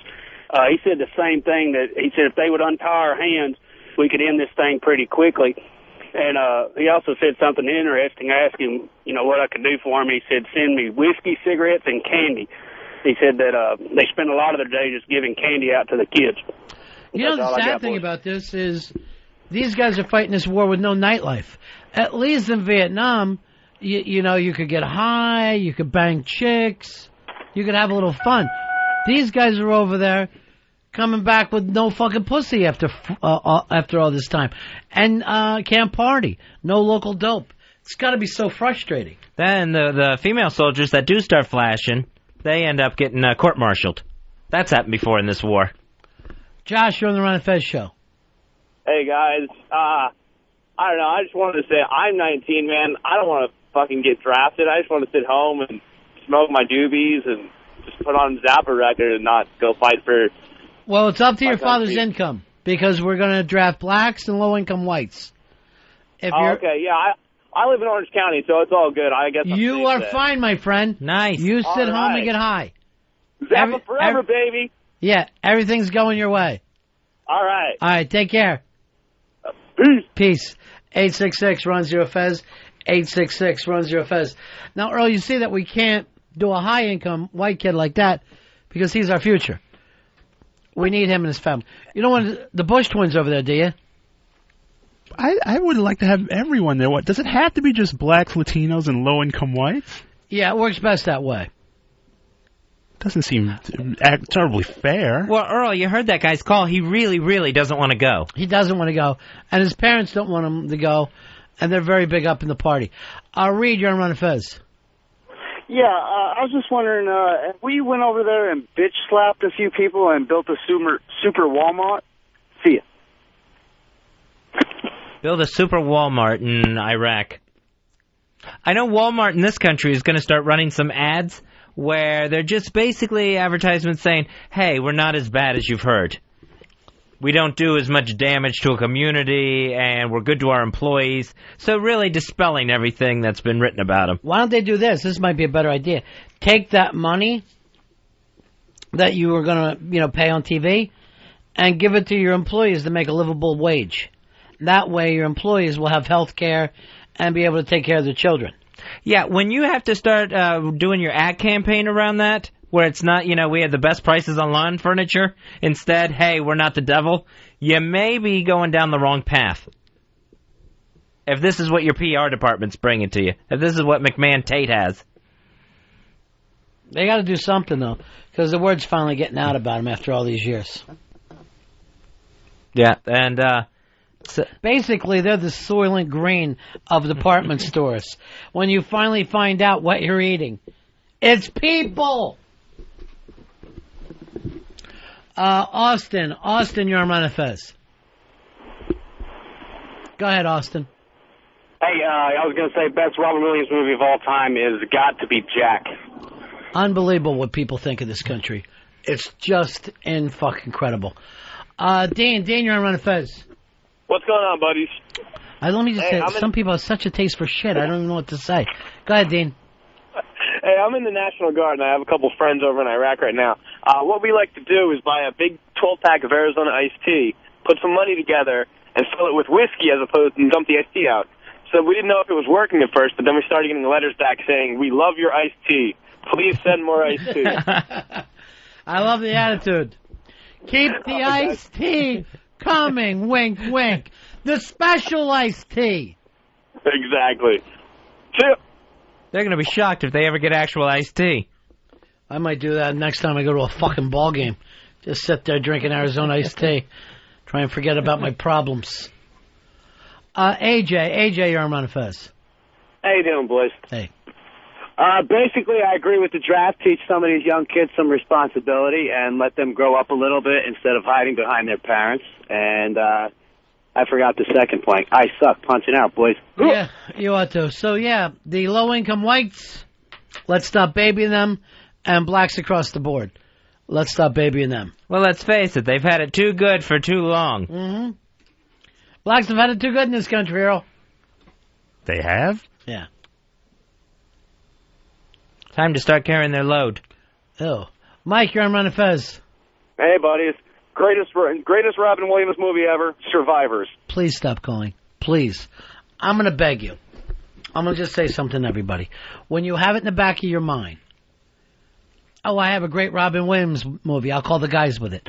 Know that you're already wrong right there. These films are just terrible. I know you've always liked them as a stand-up, right, Fez? Yeah, I've always been a fan. Films are awful. Films are just god-awful. A lot of these I had forgotten about. Yeah.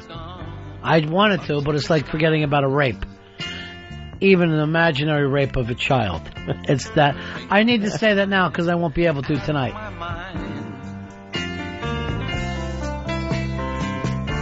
I watched it for a little while. That's it for us.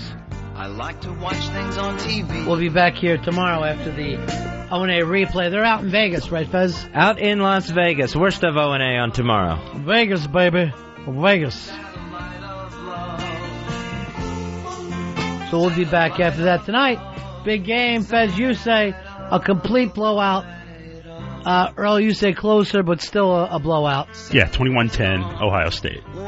Now, my only thing is if Ohio State somehow loses this, then the sports writers have lied about Ohio State all year. And I already saw, the whole Michigan thing didn't turn out the way they said either. That's the national championship game. My prediction, Ohio State 49, Florida 14. And you can hear that game tonight on XM on channel 144, Sports Nation, starting about 8 o'clock. I'm going to be listening. By the way, my dad told me the Eagles-Giants game, turned down the sound not to hear Joe fucking Buck. It was driving him crazy. I agree with your dad. I am not a Joe Buck fan.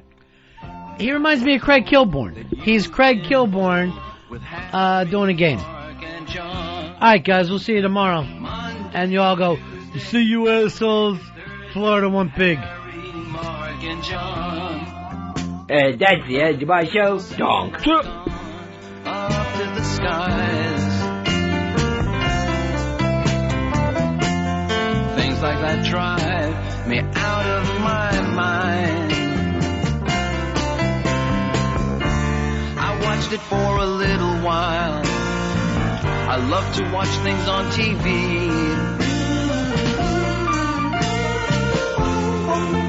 Satellite of love. Satellite of love. Satellite of love. Satellite of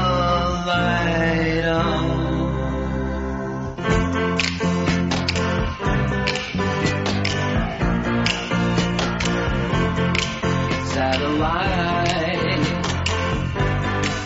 Satellite of love.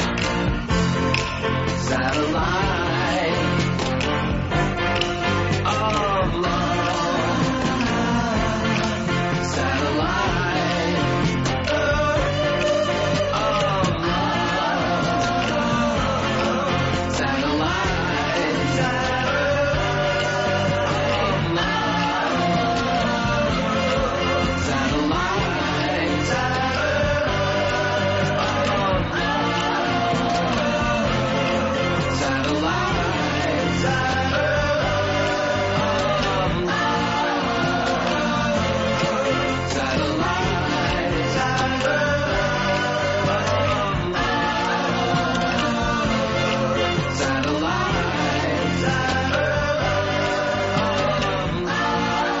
Ron Bennington, Fez Watley, The Ron and Fez Show. XM 202.